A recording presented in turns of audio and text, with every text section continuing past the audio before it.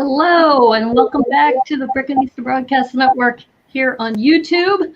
And I can't even say it. I was trying to do the line by Yoda. Do or do not. There is no try. There we go. Stream or stream not. I don't know.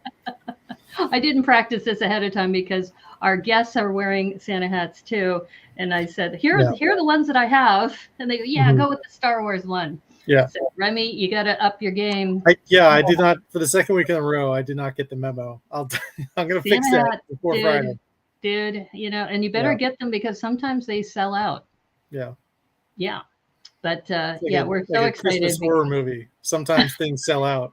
And then you can't find it for your kid or whatever. I think the horror movie was called Get Out. That too. Yeah, that's a real horror movie. Well, it's amazing because we're winding down this week. For those of you who didn't know, this week they will be having a back-to-back episode. The first one will be an elimination episode, and I think they're starting an hour earlier at 8 o'clock Pacific time or 8 o'clock Eastern time, whatever time zone you're in. And then 9 o'clock will be the finale. So we're super, super excited that we have some special guests who are going to be joining us today who will be at least in the next episode. We don't know if they're going to be in the finale or not, but please help me welcome to the stream. We have Yo-Yo Firebricks and Fire Hose YYC, or also known as Yo-Yo and Crash. I'm going to move these over so then that way when we see you, Yo-Yo on the left, Crash on the right. And I'm the Brickanista, Naomi in Seattle. And we have Remy, of course, here over in Virginia. Oh, nice. Nice. Didn't even have to look. I don't know. Can we do that fist bump too, Remy? Did you see that? Can you try that? Can we do it? Can you do it? Come on. Don't leave me hanging. Don't leave me hanging. There we go. I got stretched. Oh, there it is. Okay. All right. You might have started a trend. So thank you for joining us. Yes. And look who's in the chat too. We have Lolly in the chat. Hey, how's it going? That's your dad. Yeah, I was going to say, I know that one. Oh, and GLS is in the house too. Hey, how's it going, Con? Great to see you. Yeah, so we are super thrilled to be able to talk with you folks, because I know that it's winding down. You already know how things have progressed. And I know I spoke with Yo-Yo briefly about how you didn't think you would get this far. No, we didn't. Every extra day we got was absolutely a blessing for us. So we were pretty fortunate. Yeah. And just for all the things that you've been through, can you share with us about how you got started? Like who's the one who came up with the idea and then reached out to the other one to be on the show? I was approximately a year ago.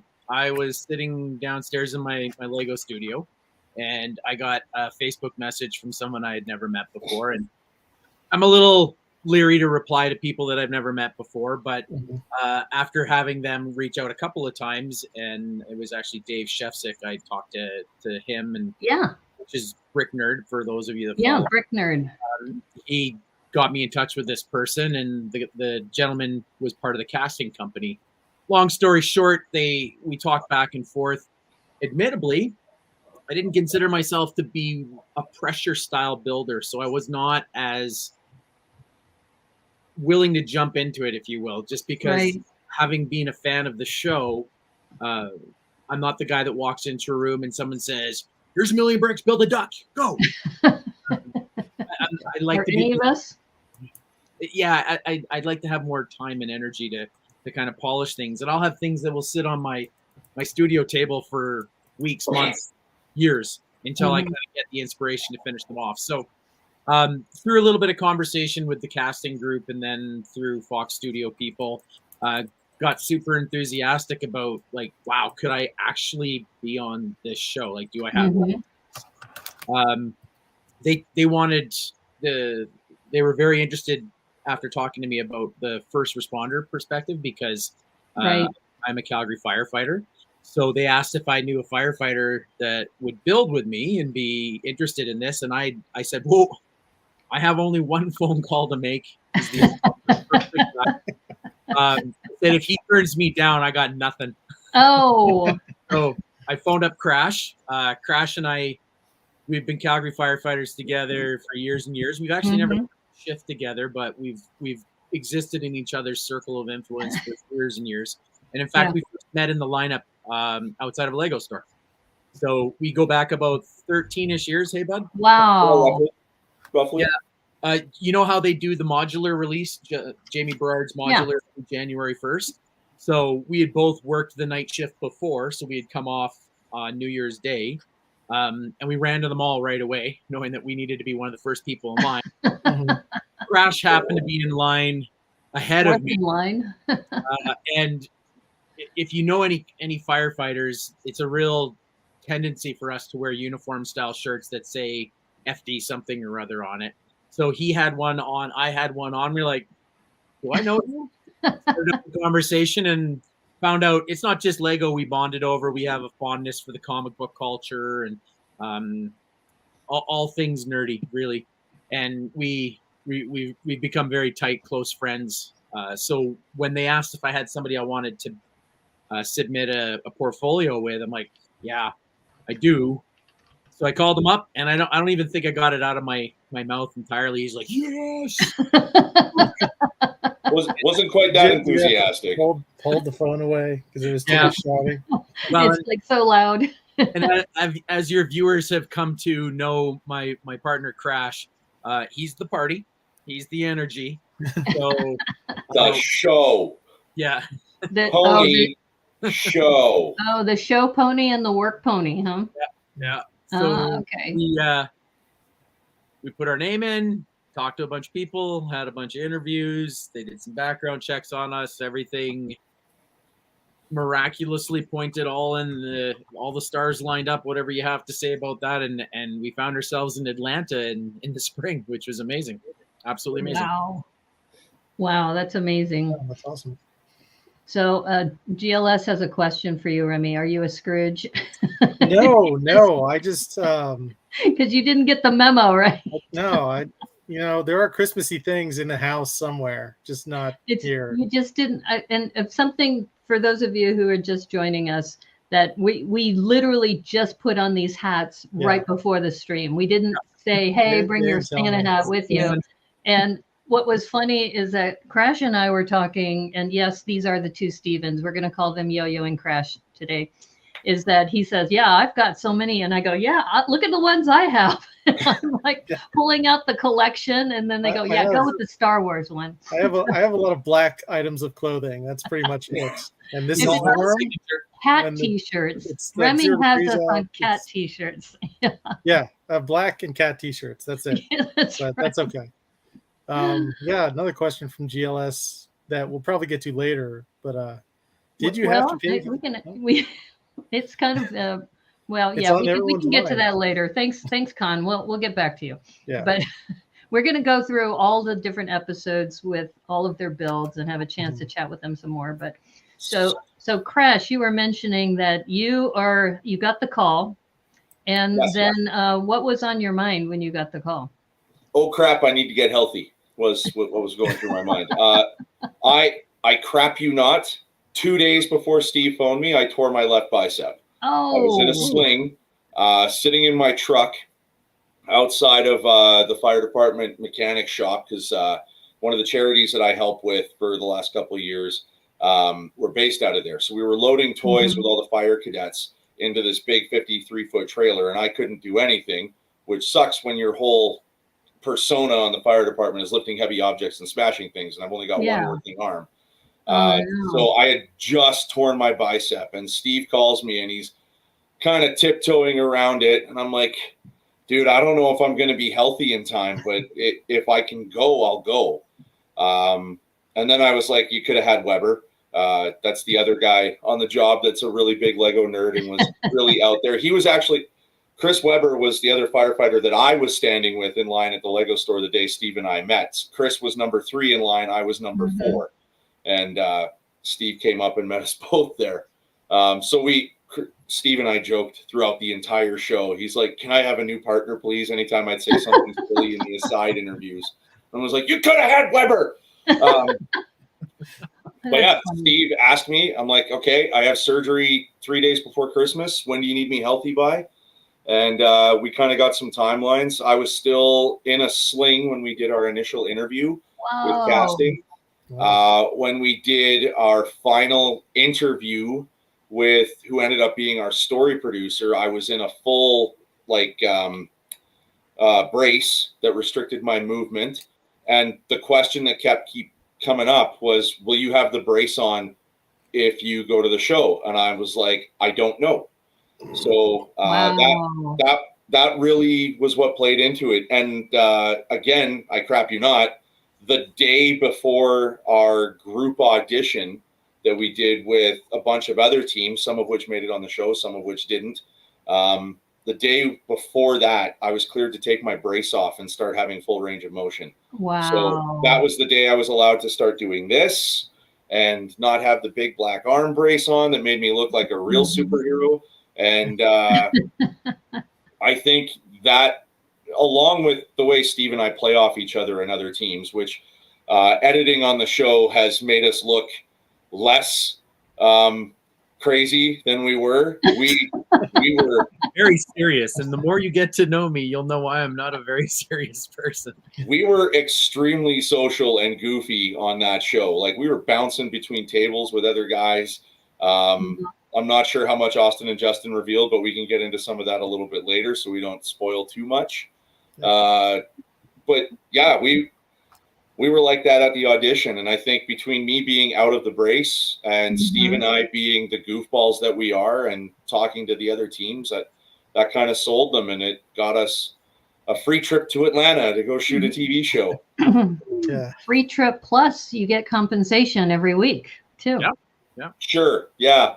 Yeah, compensation. Not quite what you they would get normally if you're working those hours. But I think we're the first Canadian team that you're talking to.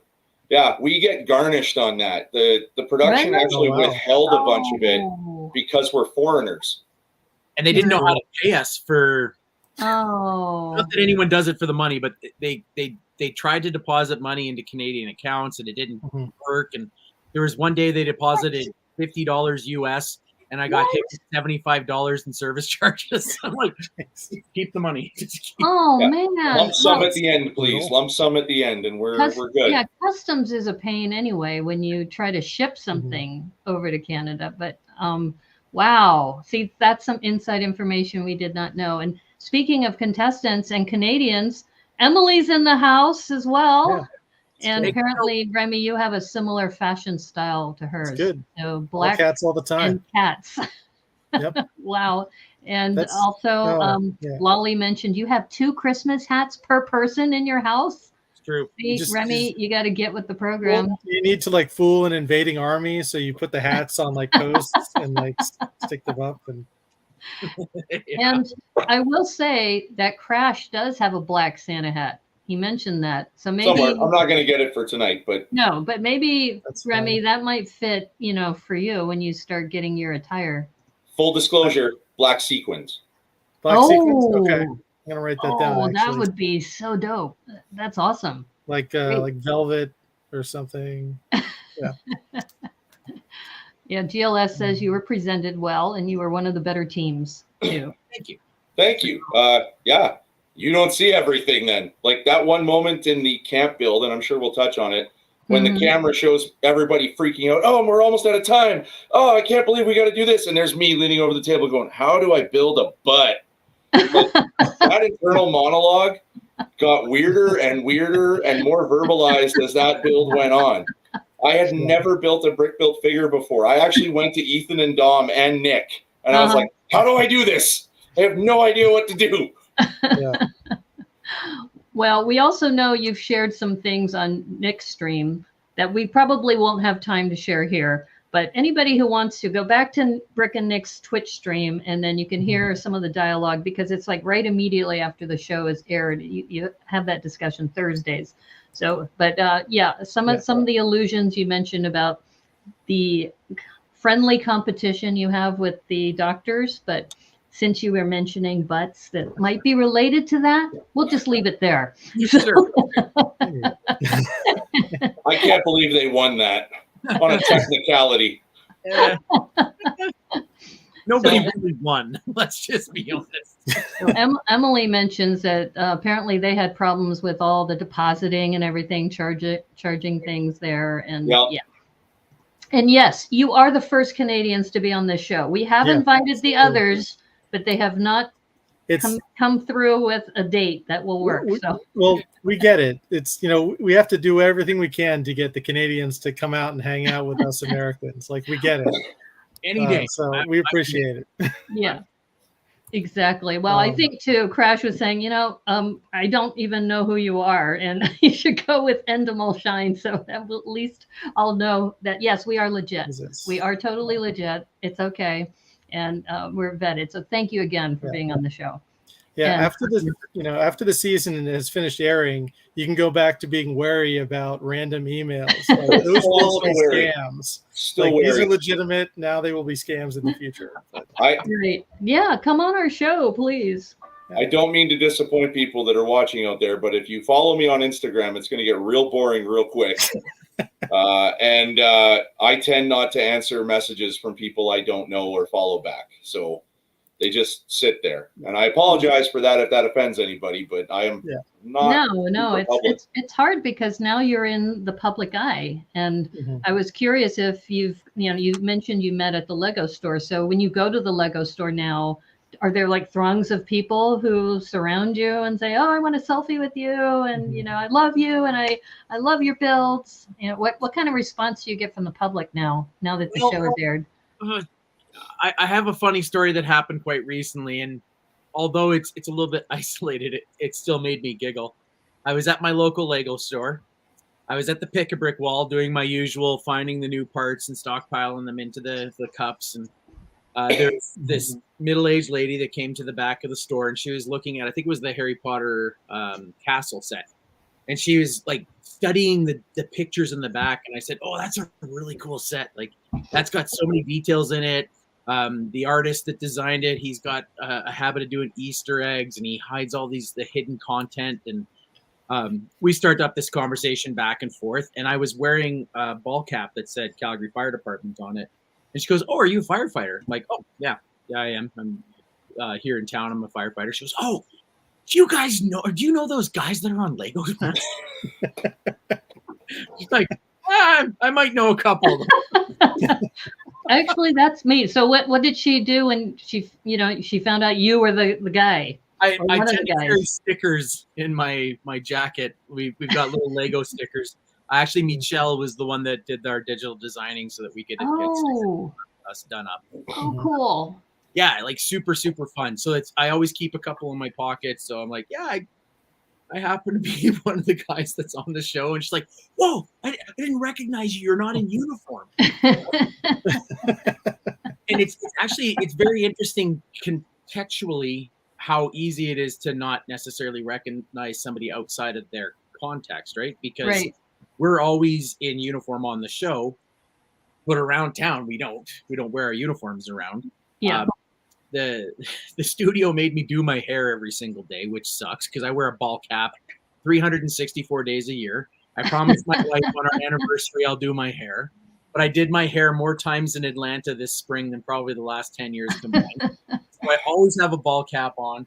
Like if I swap out the Santa hat, it's going to be the ball cap right away. Right. I have.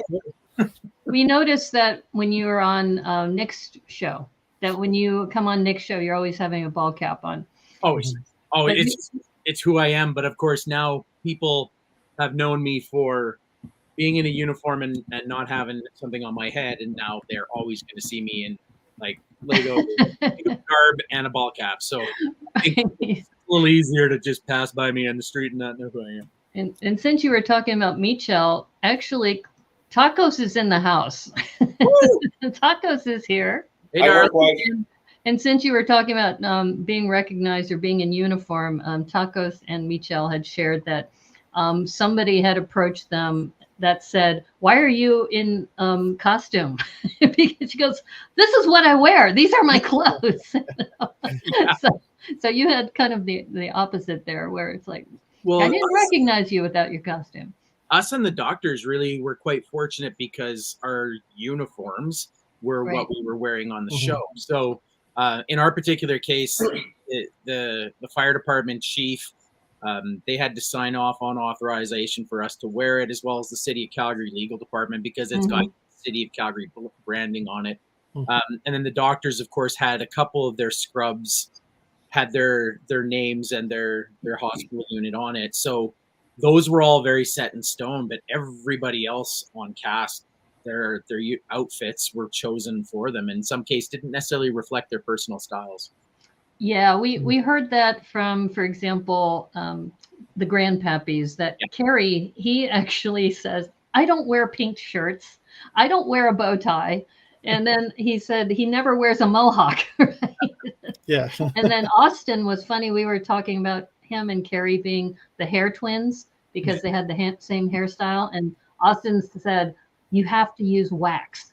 And I wouldn't let them touch my hair because I was afraid they would screw it up. So it's not like they would ever screw up your hair, ever. So I don't know if you've heard the story with my partner, but he was a very shaggy man when we went down to Atlanta. A shaggy man. Hair down to here. Oh wow. When the first week there is soft skills familiarizations and whatnot of studio life, and then you meet the hair and makeup team and the wardrobe team, and the head of hair is this amazing human being by the name of Rick, and he looked at Steve and he's like, oh, and then he just grabbed his scissors and went, ship. Oh, yep. Started butchering all of his hair. Oh no. Didn't ask. That's Richard Ross, for those of you who want to know. He has an Instagram account, so I've been following him as well. Goes by Rick, and some people have raved about him because it was Erin. She has super straight hair, and he made her hair nice and wavy and flowing, so she was very excited. But I imagine, Crash, you were probably not happy about that. That is not how I wear my hair at all. First, they cut off 2 years of growth, and was like, no asking. And then they glued it to my head, and that is not how I wear my hair at all. At all. And I'm too set in my ways to be combative about something that trivial. But I thought we were going to be done after like episode 3 or 4. That was our plan when we went in. We're like, okay, if we make it to episode 3, we're good.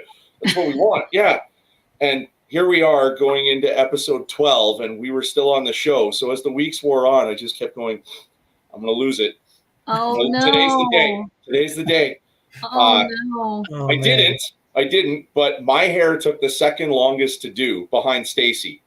Yeah. I would literally sit there with Stacy and just be like, we'd both be shaking our heads at each other like, what is going on here? This is not hyperbole. Half a bottle of gel, a quarter bottle of mousse, and probably 3/4 of the amount of hairspray found in the general Atlanta area every day. Oh my God. It literally took me 25 minutes to shampoo my hair when I got home. Yeah. We heard similar stories from Kerry, the Grandpappies. He said he had to wash his hair because of all the gel they put in. Otherwise, he couldn't sleep at night. And then we also heard from John and Xavier. He actually went through 8 hours to dye his hair blonde 2 days before the show. Yeah. So they called him and they said, you are coming with blonde hair, right? I was like, oh, I guess I am. 8 hours, because they have to bleach your hair if you have really dark hair. So yeah, and Emily's saying, yes, so much product. Exactly. Oh my goodness. Environmental hazard at that wow. Point. So this is like Hairgate. We're we're revealing all of behind the scenes issues with everybody's hair. Wow. Well, I'm sorry you had to go through that. That must have been traumatic especially if you grew your hair for a long time and just to see it cut. There's a gesture I'm making to you off camera right now, Steve. I just remember standing there and Rick's going, like, ooh. Oh, well, I think he probably signed a contract that allows them to alter your image, right? Or something along those lines. You are the clay and they are the molder of. Oh man. Oh, I'm so sorry about that. Wow. And hello, Brick Jedi. A couple people have joined in as well. And it's like, see no evil, hear no evil, say no evil. Yeah, well, we're winding down with the show, so I guess it's okay to reveal some of these things. But overall, you still think it's a positive experience, even going through all of that, right? It sounds like it. Again in a heartbeat. I loved it. For your people that are following, the way that I've been explaining it to friends and family is there was this unique opportunity to be completely submerged in the hobby that I'm most passionate about. And I pride myself as a family man and a good friend and a firefighter. But when I was in that zone, I didn't have to be dad, husband, firefighter. I didn't have to mow my lawn, take the garbage out. It was absolute total submersion into the thing that I'm most passionate about. And yeah, it was amazing. Absolutely amazing. I'd do it again. Heartbeat for sure. Well, I will say that Remy's made this public. He has applied for Lego Masters season 4. Sweet. So, we'll see. But we're not here to talk about me. We're here to talk about we're not. Some builds. But I do want to recognize some of the chat too. That thank you, Christina, for joining. And that yes, it is sad about all the hair and making you into somebody that you're not on for TV. Oh, I was still me. I made them pay for that. I put me in the hyperdrive. Yeah, and apparently your daughter also said it was weird seeing you with your hair done up. Yeah, because I live in the house and never see that. That's hilarious. Yeah, so let's go ahead and let's talk about your builds, but and all the ways you paid them back. That one's my favorite, right there. Right here, this build. I love that picture. Thank you for your creative skills to. Oh, it's my rudimentary Photoshop skills that I was able to recreate that Fox promo. So yeah, feel free to use that. Oh man. Because I know that's what you prefer, and we did the same thing for Tacos and Michelle. So that just before we move past this, that day, that photo shoot day, we did so much goofy crap that day.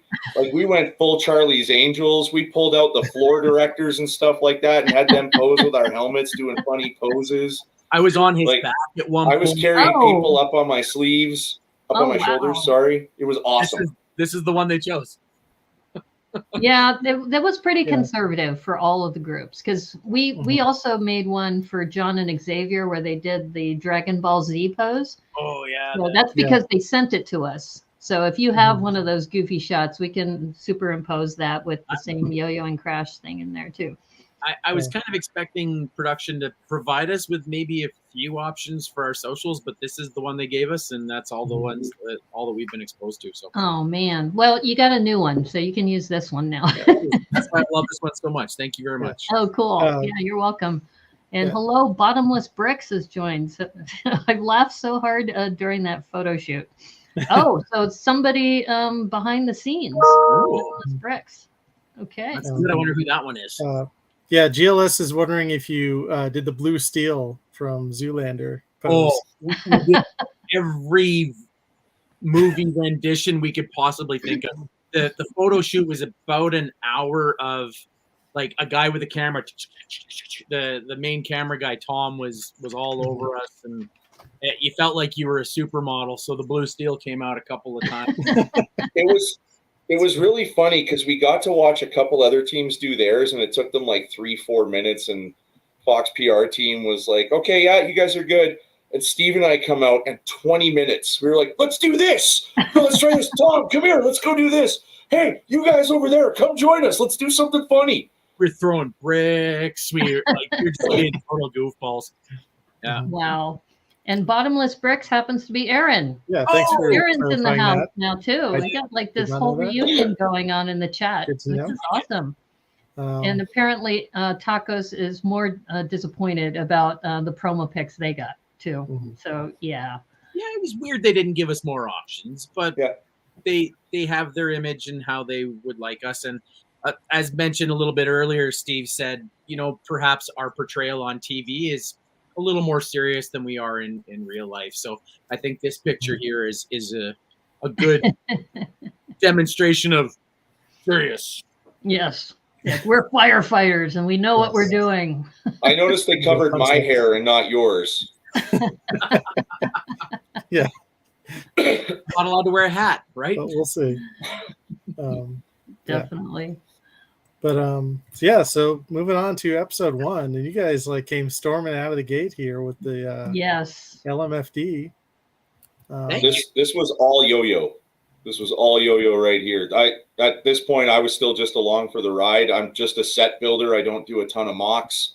Steve was like, I want to do a Maltese cross. Before we even got into the first episode, when we found out we were going to be in the cast, it was at some point we have to do a Maltese cross. And then they bust out, Steve leans into me before they say what the challenge is going to be. He goes, I bet it's space. And space station. We're doing a Maltese cross fire station. Okay, let's go. Light space. Yeah. Yes. Cool. Well, I was wearing a space cap before I put on this Yoda hat. So just so everybody knows. And guess who else has joined us? Carrie Wu is in the house too. Dude's on fire. Fire. Definitely, Hashtag actual. Wow. This one was super fun because this challenge. This challenge, we were told this had to speak about who you were. Yes. So for us, it was very, very obvious. Fire department was how we had to go with it. For those that are unfamiliar, the Maltese cross is the international symbol of the fire service.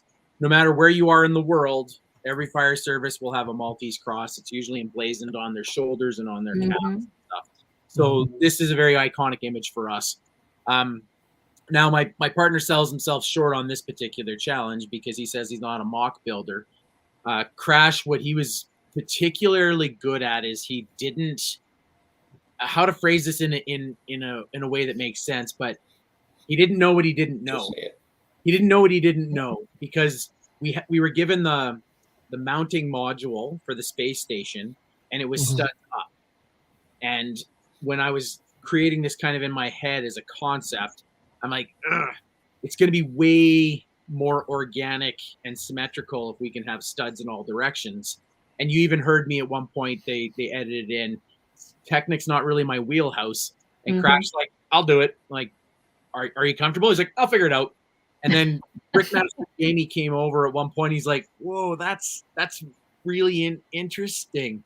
It was very atypical, but as a builder, I knew my limitations about what I couldn't do, but didn't have any limitations, right? He just said, I'll make it happen. So he orchestrated this contraption in the middle so that I had studs going up, down, both sides and outwards, so that I was able to build off of 5 surfaces of this module. And if you look at all the other teams, nobody took that approach. Everybody built upwards from that module that docked onto the space station. So it allowed us, one, to have a build that was symmetrical. I'm a big symmetry nut, and of course the Maltese cross had to be quite symmetrical, but it was able to sit quite flat and very prominent, and you could see it across the room, and that went very well for recognizable. Right, and the color too. Yes, for those who are thank you very much, Brick Jedi. The colors, of course, red and white is quite fire department-esque. But when you are standing at the brick pit, as awesome as the part selections are, you really have to be careful what parts you start working with, because in this particular case, the lobes of the Maltese cross, there's inverted slopes on the lobes, and I needed something to the tune of like 160 of them, but they only had a tiny little bucket. So I went to the brick runners and I said, I need to know, like, right now before I commit to this design, do you have more of these? And they said, yep. So can you bring me some out? But there is a rule as far as the challenge goes. The brick runners cannot bring you bricks directly. They have to bring them out and put them in the bin, so it's not considered an advantage for you having that work for you. So it was this little tiny container that would fit 20. And they'd put 20 in, and I'd dump it in my bin, and then I'd put the bucket back. They'd put 20 in, and I'd put 20 in, and I'd dump it in the bin. Just the way it was. these are the things you have to work around. But I'm guessing in the entire history of Lego Masters, they've never used that many red inverted slopes before, all combined. It's great. It's amazing. And it also, Remy and I were talking about this episode earlier about how the repetition that you're able to make the modules for the modules the same, that also worked to your advantage too. So then that way you can build fast, right? Because absolutely, yeah. And what ended up being the challenge is the 4 individualized rooms that are in the lobes, because one had to be built upwards, one had to be built upside down, and then 2 had to be built with sideways kind of concepts. So we played off of the anti-gravity feature that you would have in space. So you can see some of the minifigures are more or less floating around in the different sections of it. But we had they didn't really go into it in the episode, obviously, for time. But can you tell us what's happening in each of these interior sections here? Hey, Crash, you want to jump in on that, or do you want me to go with it? Like the top. Go with it. I'm having some Wi-Fi issues. Give me a second. Sure. So the top one is basically a fire hall bunkhouse. So it's got a kitchen complete with dartboard. It's got a couple of bunks with up against the back wall for a bedroom. There was a computer station. Whenever I think of a fire hall, I think of the living quarters of a fire hall, and that's what that one was based off of. Cool. If you go down to the middle, the middle of the Maltese cross, there's 2 command post areas there which have electronic kind of components, and then there's a cockpit. We started on this build including the Dalmatian, and there's pretty much a Dalmatian in every single build we made throughout the season. It's a bit of a signature piece for us. So even if it was as simple as putting a Dalmatian inside of the build where it would never be seen, I can consciously say, yes, there is a Dalmatian in that build. So that was just a little window where we started with the idea of firefighter Dalmatian consistency. The lobe at the very bottom is a storage area.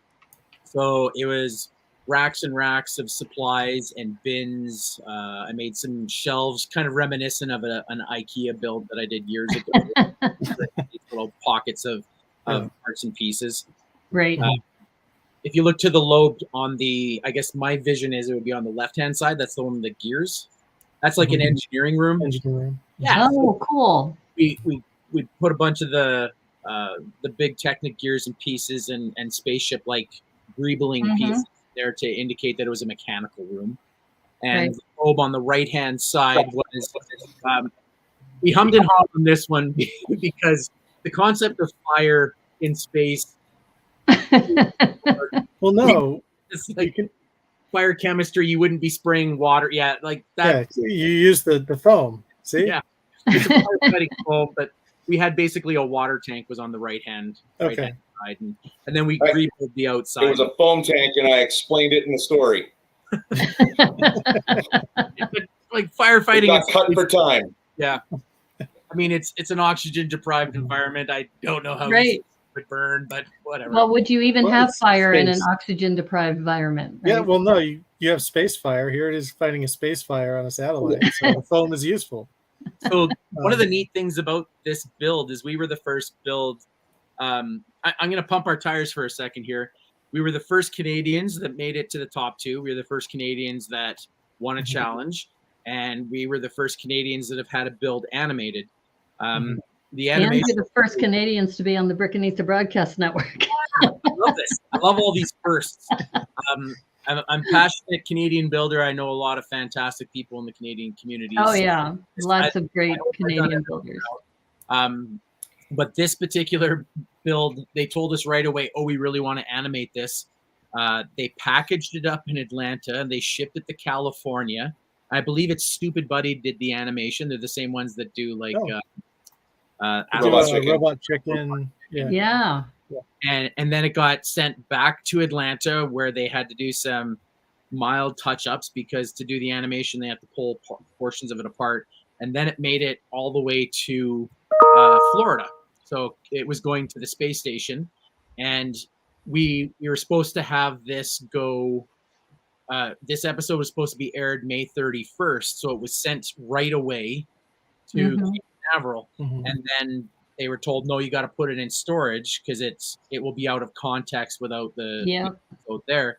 So it got put into storage, and then they had the hurricane, and it went missing because they had a bunch of sea cans that got packed hastily, and then they didn't necessarily know where it was right away, and it was supposed to go on display. And then one of my childhood friend's sister, she's a teacher, she sent me a picture of one of her students standing next to this in Cape Canaveral. I'm like, what? We had no idea it had been found. Never mind, it was on display. So this is a very well-traveled model. It's been coast to coast. That is so cool. And especially getting that photo of a friend of yours, and their kids looking at it. That's super cool. It's been really neat because in the last couple of weeks, I've been getting quite a few fan type messages where they're standing next to our build at the space station. So, I'm excited. I really want to see it in person. I'm trying to figure out a way of justifying going to Florida for it. But see if there's a convention. If you're watching Lego Masters. Yeah, Lego Masters, we want to go to Florida, please. We'll promote the hell out of your holiday show. Yeah. Well, that brings up an interesting question. When you go to events such as a Lego store opening or what have you, is any of that compensated to you as far as being able to cover any of your expenses to get there? Not right now. So we were very fortunate enough. I'll backtrack the story a little bit. There's a couple of fantastic organizers that run Brick Rodeo, and they were very keen on having, timing wise, it would have been the first convention after the cast was released. So they said, hey, are you guys interested in coming down? I'm like, yeah, I'm totally interested in coming down. I haven't been to that neck of woods before. And then the show got moved to the fall lineup. So we technically weren't allowed to be there in any official capacity because the cast hadn't been announced. Right. So then that kind of got the carpet pulled out from underneath the organizers as well as us. And then Brick World Chicago, the cast had been announced, but there was nothing that they could officially offer us because the show hadn't started. Mm-hmm. And the very first con where there was interest in having us as active Lego Masters cast on shows already aired was Brick Fair Virginia, and Brick Fair Virginia was very nice to help offset some of our travel costs and whatnot. So, but for the most part, like a guy like myself, I'll hit up a half dozen cons a year anyway, so I'm there regardless. Right.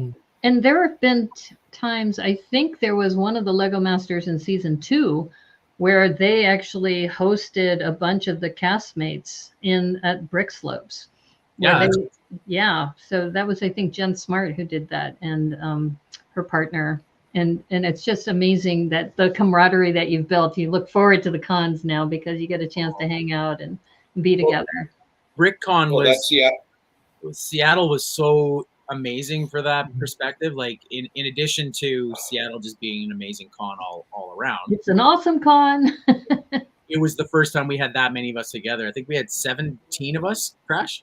Yep. And then Randall was we had a little group chat for Lego Masters all seasons for those attending Seattle. And Randall threw the gauntlet down, was like, who wants to be Amy to my Jamie? And I was like, I'll do it. So he didn't think that I would actually do it. I knew he would. There are pictures floating around of me and Randall as Amy and Jamie. We have one of those pictures. No, I should have gotten them. But yeah, it was hilarious seeing Amy and Jamie at BrickCon. Well, and I will say that Stacy did your makeup, and she did an amazing job. Yeah, Stacy did my makeup. Yes. Emily and Austin helped dress me. I went to like 7 thrift stores in Calgary trying to find something that looked like Amy that would fit me. Yeah.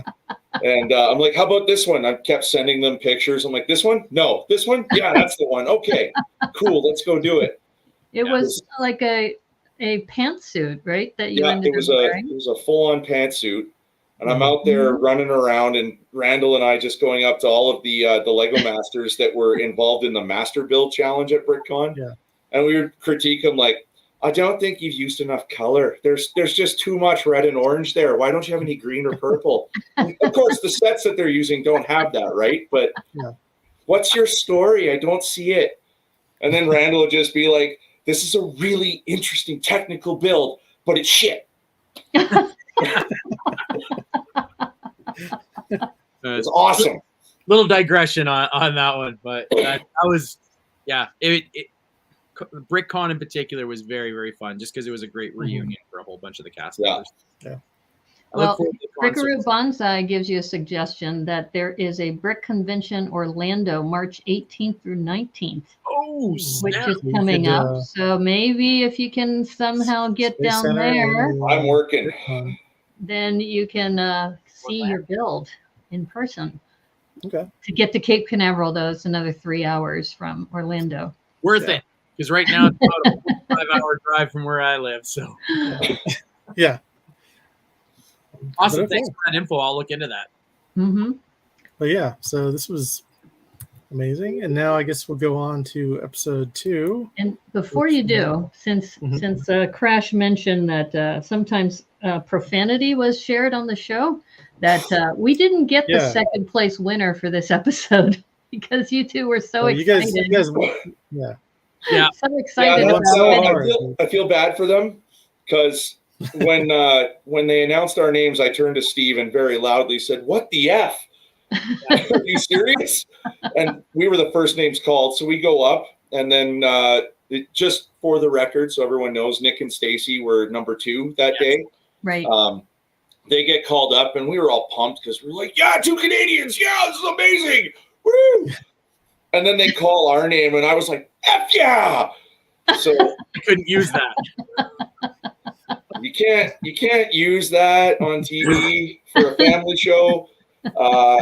And that's how I talk in real life. You can ask the recruits that I was teaching through training. I am F-bomb after F-bomb, and it's just that's my vocabulary. And I apologize profusely that you guys miss out on stuff on TV because that's how I talk. But when you're there that long, it's hard for me to rein that in, especially that early where I didn't really know any better.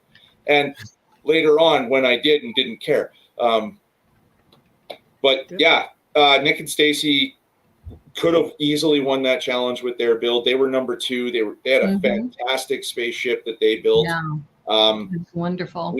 We heard the challenge as space station, not spaceship. Plus, in space, you don't need to be aerodynamic, so swooshability isn't really something you super have to worry about once you're out there. True story. Yep.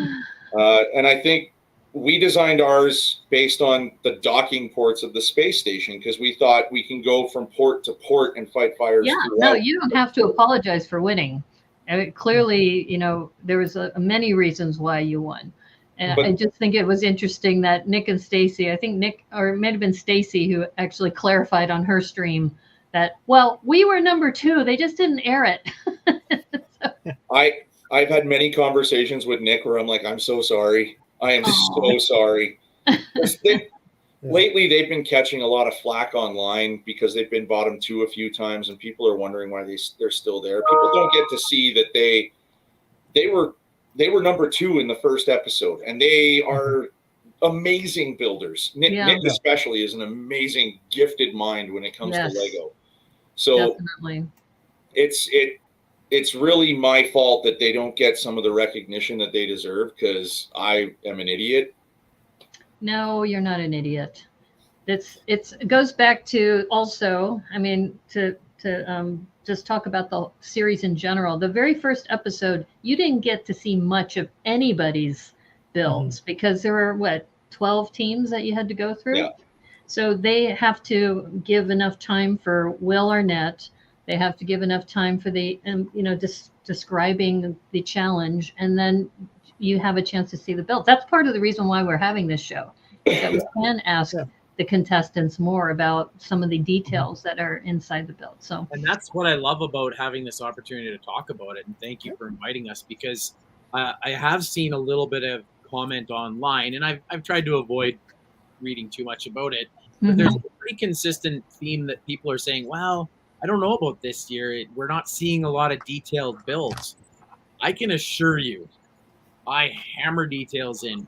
Crash and I were right to the last second with details, Mhm. as for all other teams, but there's just not enough hours to be able to put that show Yeah. together. It's really hard to capture everyone's details and how good they are. And anybody that asks if there was ever a team I would have brought back, it would absolutely be Drew and Miranda, because I felt like Oh yeah. I don't know if you've had a chance to talk to them. Not yet. No. Drew in particular is a brilliant builder. He goes by Percival Bricks online if anyone happens to follow him, or maybe just check him out. His city building is impressive for his years in the hobby. Like, he's an 18-year-old guy. Like, I'm old enough to be a dad. And he's so good Yeah. with his spaceships.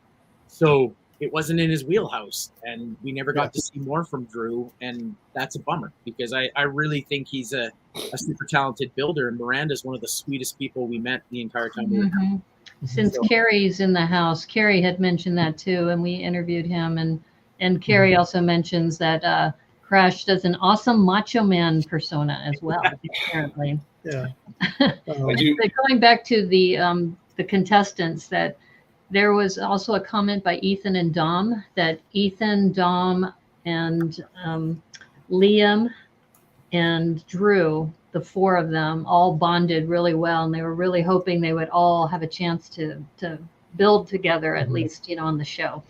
So it's unfortunate that, and I think too, you've seen this in different, bulletin boards and chats about how this season was so weird because they let somebody go the first episode, and then they brought in this other team midway. So we'll see how they fit it in season 4. Yeah. Just ignore Reddit, basically. That's what we do. But yeah, during I love Reddit. How can you ignore Reddit? You can't ignore Reddit. For fans of the show, this is a really cool season, because I absolutely guarantee you these young builders that were on this year, yes, they will be Lego designers. I mark my word. I swear to you that you will have cast members from this year as Lego designers. You will. They're so young and talented. Like, I'm so envious of the Ethan and the Doms and the Liams, simply from the fact that I was not that proficient into the hobby when I was their age. And I think to myself, they're less than half of my age. What they're going to be like later in life is just going to be mind-blowing. They're so talented as builders. So. Yeah, you made a comment on Brick and Nick's stream about that that calendar photo, that you said that photo is older than all of those kids, their ages. Yeah, that photo is older than Liam, Ethan, Dom, Drew, and possibly Miranda. And I agree, GLS, the show needs to be longer. Absolutely. Yeah, I was actually thinking, like, for those who are not aware, I think there's 35 cameras that are constantly going on set. 35? Yeah, we didn't know the actual number. That's Whoa. I could be incorrect, but I think it was 35. And if you think about a 10-hour challenge, having 35 cameras worth of 10-hour pockets, like, for every episode to have hundreds and hundreds and hundreds of hours, they could almost have a YouTube channel of their own, which is just behind the scenes stuff, where it's guys like Ash and I putting in these little details feverishly right to the end. Could put it on the DVD. Yeah, it would satiate the people that are working those the little extras, and see more from builders they like. But anyways, that was a suggestion we made for production before we left. I think that would be great too for builders that they maybe don't like how they're being portrayed on TV, right? Like, if you're ripping apart Nick and Stacy or Ethan and Dom because they showed up late, and now all of a sudden you get to see what they're like on the show a little bit closer, and how they're doing things and why they're making those decisions. I mean, that changes the game. When you have two big goofballs like me and Steve, or Austin and Justin, and Steve and I, we didn't butt heads a lot, but we literally butted heads because we're both big dudes, and whack, okay, I'll move over here. But to see how those teams interact and why they're making those choices, and how everything comes together and why they're going that direction, I think that would play a lot into what the public sees, and just give them a little more insight into what we're dealing with and why we're dealing with it. Yeah, that's so true. And just for them to make it on the show, it kind of goes to Carrie's point here that, Drew's a great builder and he loves both Drew and Miranda. So just to get on the show, you have to be talented. And you're absolutely right, Yo-Yo, that in fact, Liam had mentioned on a different interview that he wants to be a designer someday. So I wouldn't be surprised if he becomes a designer too.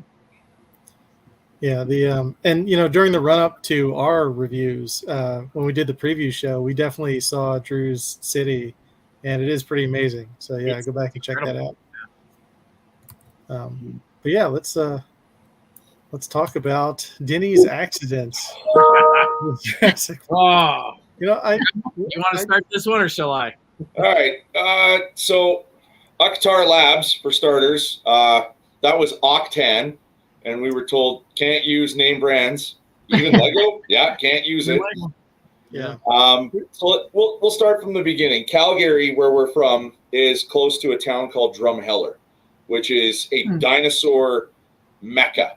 Like more fossils per square kilometer from the Cretaceous is found in this area than anywhere else in the world. We have a world famous high-end museum called the Royal Tyrrell Museum there about dinosaurs. Our Calgary Zoo features a prehistoric park that's been on display since the 60s of nothing but dinosaur models and whatnot. It's a huge part of our Western culture here in the Badlands of Alberta because we have a really unique position where we're from, where we have mountains to the west, prairie to the east, boreal forest to the north, and then deserts to the south, all around us. And if you watch the movie Ghostbusters Afterlife, you can actually see a lot of the terrain that I'm talking about because they shot it in that area. Oh, wow. Anyway, there's a famous dinosaur at the Calgary Zoo named Dinny. He's a big brontosaurus. He's been around since like 1967 or something like that. I used to climb on him as a kid. I'm sure Steve did too. Yep. So we decided to go with a brontosaurus as the animal that was causing the issues. So if you zoom in there, that's what we wanted to do, was have the dinosaur cause an accident, smashing into the laboratory, causing an explosion there after the explosion had already happened from the fire truck racing to a cat in a tree call and getting distracted by a dinosaur or something like that. I can't remember all the ins and outs. Wow, we had a great plan and a great story. We had power functions and they worked when we tested it. It was awesome. We left our openings for the explosions. You can see we built some city buildings there. Couple things that we did wrong that we learned from. We hyper detailed the interior of the buildings early on. And that's something that Jamie picked up on. He's like, are we going to see that on camera? No. Well, you may want to put your time into something else, like build your damn dinosaur. We didn't get to the big dinosaur right away. So I focused on building the vehicles and staging some of the people and the dinosaurs out in the street. And Steve was building the buildings, and I finished up the buildings for him after we stopped hyper detailing, and he got to work on the brontosaurus, and he started building it out of that brown color that you see there. I don't know all the technical terms for the colors, so I'm just going to say light sandy brown. Dark tan. Yeah, dark tan. Dark tan. Hey, dark tan. Cool. Not realizing as he's building it away from our scene that, oh no, it's the same color as the damn building he's got in it. So, farts. So we go to judging after putting all this effort into it, and all those little dinosaurs like the velociraptors and stuff, we had them on gears and axles, and they would actually spin as the fire truck drove past. It would hit them and cause them to rotate and follow their heads to look at the explosion that was about to happen. Once that happened, there was a mechanism in the brontosaurus. There's a power function through there to cause the head to turn and smack out that window that we built loose and cause the explosion. When we went to judging, none of our power functions worked. So we didn't have time to fix them. I think you get 5 minutes to make an adjustment for something like a power function or a breakage caused by production movement or whatever. So you had 5 minutes to repair. Our repair didn't get done in time, so it was just a static motion. And then they go and fire off the pyrotechnics, and they didn't work. So that photo you see there is actually 3 different times that they fired our pyrotechnics put together. One worked one time, one worked another, and then neither of them worked the third time. And it was just like poof. So this is photoshopped, is what you're saying? Oh yeah, I stood there while Steve was trying to fix one of our things that went off wrong after the first explosion. And I literally started howling and bent over, and I look over at Amy. I'm like, I'm going to rename this build Murphy, because it seems like everything that can go wrong is going wrong with it. Well, one thing I do want to point out while you've got it zoomed in there is, if you look at the top of the darker brown building, the logo of Lego Masters 3. Oh, yeah. Oh, okay, so cool. We built a stylized version of that, not knowing that it was going to be something. And then if you check out the race car build that just happened, that's the logo in different colors that we put on the front of the car. No. So it was actually a throwback to our Jurassic Park build, along with fossil fuels that Dave and Emily did. So there is a lot of opportunity for Crash and I to tie into different things. You heard me earlier talk about Dalmatians became a part of our storyline. You see the firefighter and the Dalmatian underneath the tree with a cat in it. So like we started peppering in all these relatable, evident things from episode to episode. Well, when you mentioned the pyrotechnic problems, we heard from Carrie and Patrick that their pyrotechnics went in reverse order. Yes. Yep. And that, to me, I would think that should be a do-over, that they should be able to, redo that and give them allowance, because that wasn't their fault, right? Unfortunately, Carrie and Patrick had gunpowder, so you can't do that over it. Burnt up there. Oh, that's a shame. You just put more gunpowder on. Come on. At least with ours, they could charge it with gas again, and it was fine to go one more time. But for the gunpowder ones, that was it. Yeah. This was one of those builds. You could hear us laughing when Will said, well, we understand there's some movement. I'm like, well, we had some technical difficulties. The fun thing is the last 20 minutes of the challenge, the Brickmasters and Will were by our table and everything worked. So they saw everything work. But then it came time to doing it, because through normal processes of production, like he makes it look like this happens 5 minutes after we're finished the build, and sometimes there's hours. Well, the battery packs drain fast. Oh, battery died. So the fire truck is actually built on a train chassis. The entire town is raised up. There's a train track underneath through a slot. And what you can't see is a whole plate of gears that are connected to the undersides of all the dinosaurs. And as Crash had mentioned, as the fire truck was driving down the street, it had a little linear actuator that would hit the gear racks, and every dinosaur would turn to look at the fire truck as it drove by. It worked perfectly. Oh, that like would have been 4 so times. cool to see. Perfectly. And everyone in the room pretty much saw that it worked perfectly, but when it came time for the proof of being judged, it didn't work. And Dinny, so a story about Dinny, the dinosaur in this one, I will forever kick myself that this is the same color as the building. I started doing this dinosaur in green, blue, and red. And when I went to the brick pit, all the parts I wanted were not available in those colors. And I know they exist, but there are some gaps within the brick pit inventory. Like, okay, think. Okay, I need a specialized piece. What do I have? Okay, I can do it in white. I can do it in dark tan. Okay, white's not going to work for dinosaurs, so it's got to be dark tan. And then not standing physically where the dinosaur was going to be placed, I just started using what I had for parts, which was dark tan, the green, and red. And I spent like 2 hours on that. I was super happy with how it was coming together, and then I placed it down. I'm like, oh no. That's similar to what Emily and Liam said about their mosasaur, that they built the houseboat in white, and then at the last minute they changed it to tan because the houseboat was blending in with the teeth. Yeah. So in this particular, and the battery pack was built into Dinny. You see how Dinny has like a really weird leaning forward kind of motion? The battery pack's built into Dinny, so I was trying to quickly change that because the rotation of the head actually hits the building, and the building falls apart, which has the explosion. Now, to be able to create a head on a long neck that rotates, it can't be attached. There's no clutch. So I took the dinosaur and I turned it upside down.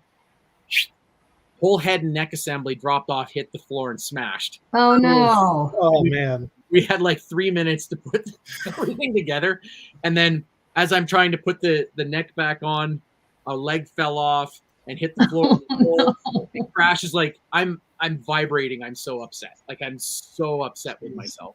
And Crash is like, breathe. Because I thought I was gonna pass out. I was so unhappy with it. I'm like, all right, we've only got a 3-leg dinosaur, so just leaned it against the building, and that was it. Yeah, that's all you need. I don't think they covered any of that with Nope. the missing leg. No, Mhm. yeah, that's why Wow. it's leaning so weirdly. Well, That's, no, I just Anyways, Right, yeah. if that's the thing, is that they didn't mention it because we wouldn't know, from this angle. well, and these are the fun stories we get to tell afterwards. And That's Yeah. right.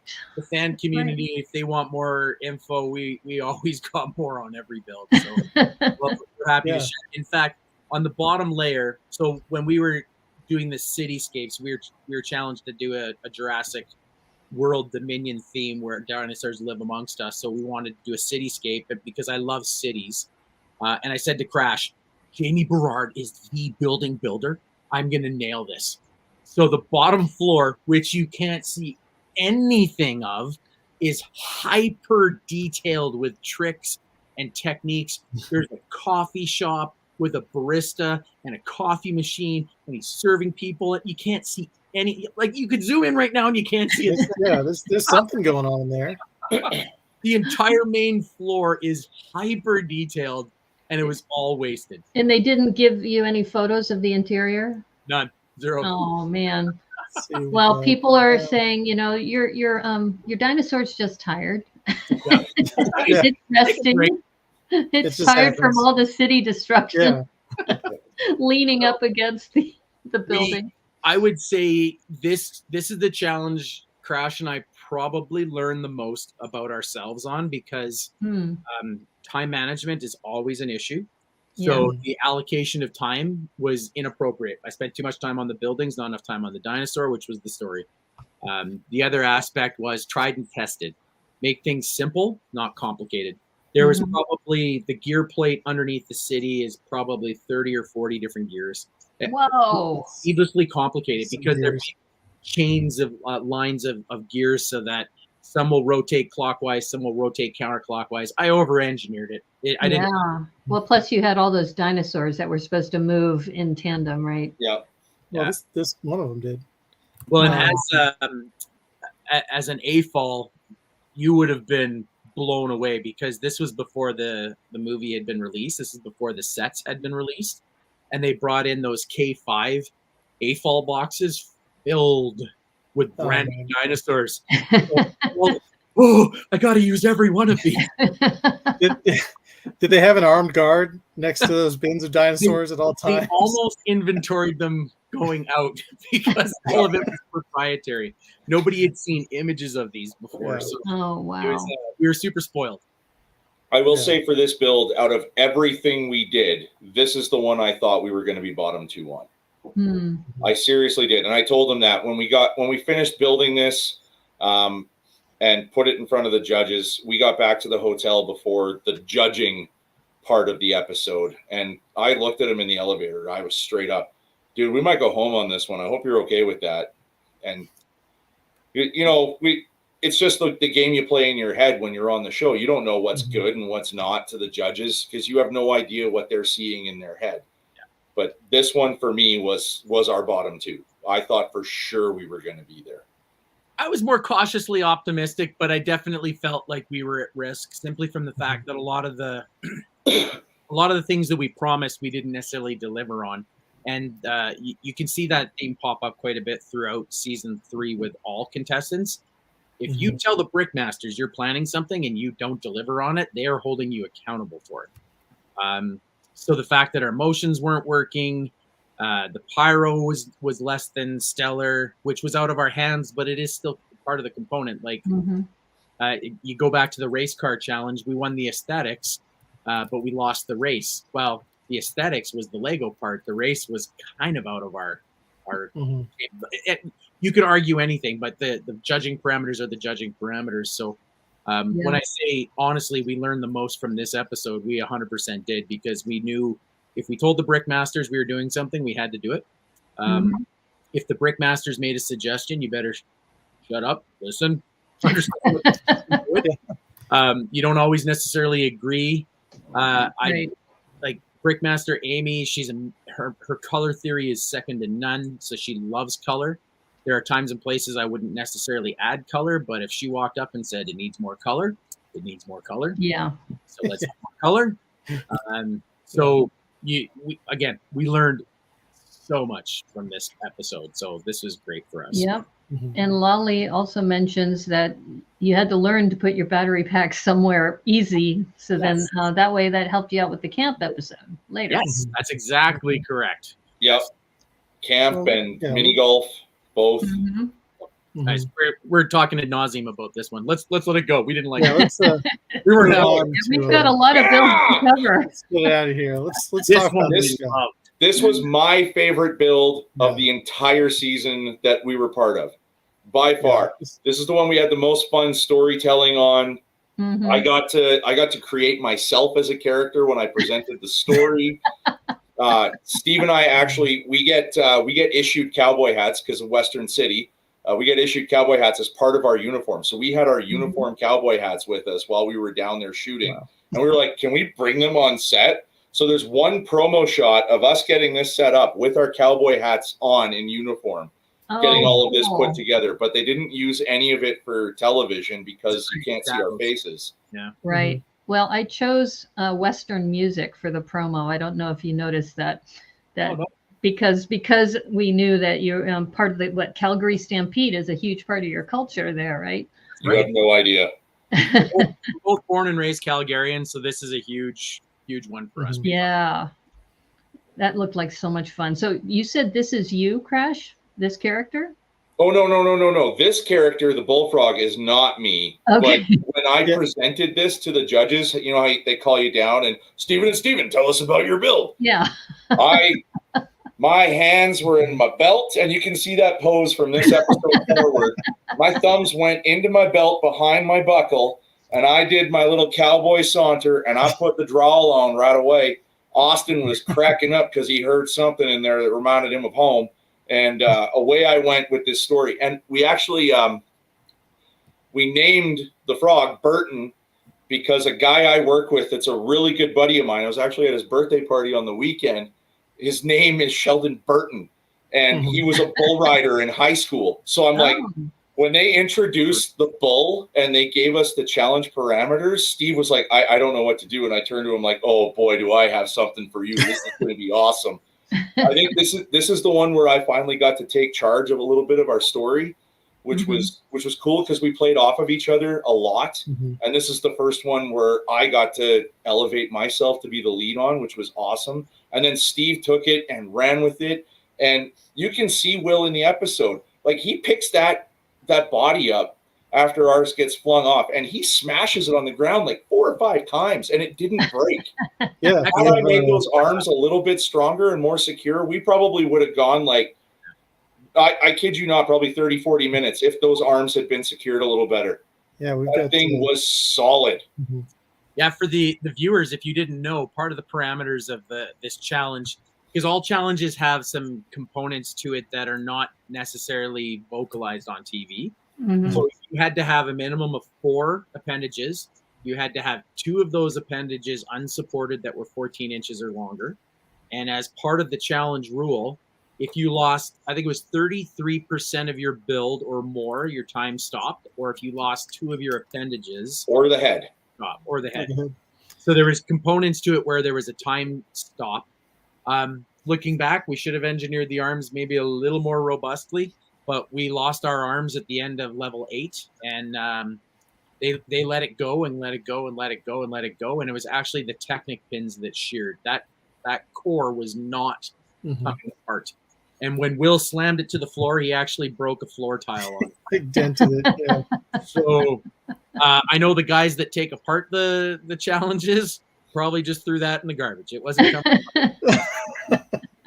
But yeah, you can see that even part of the head is still intact in this photo here. It was built to last. But of course, like when Crash says, I looked at him and said, I don't know what to do, because I don't know a single builder who has ever thought, okay, what can I build that will withstand forward, backward, side to side, rotational whip energy? Yeah. I have never thought of this scenario in my life. So I had no idea what to do. And I'm like, okay, got to start with the center, so make it bulletproof. Yep. And you can't see it in this photo, but the side view with the bow-legged big hips and the white cowboy boots. I actually own a pair of boots that are similar to these ones with the gems on the side and the intricate detailing with the leather work. Like Stampede's a big deal here. And I used to go to a party where it was be as fake cowboy as possible. So I had a belt buckle made out of a hubcap. So our belt buckle is ginormous. The boots were just flashy with the jeans tucked in, tiny kid hat with the whistle. So a lot of what you see here is exactly what I'm wearing when I go to goof around during Stampede. So what exactly is on the belt buckle here of Burton? So Austin and Justin built Billy the Squid. Yeah, and they built a little belt buckle, and it had a squid on it wearing a cowboy hat. And they were like, yeah, we won the squid rodeo. And I was like, no, you didn't. So I built our belt buckle bigger, 3 times as big, with a squid on it, wearing a cowboy hat with tons of gems on it, made out of translucent plate. And I was like, we won the rodeo. You came in second.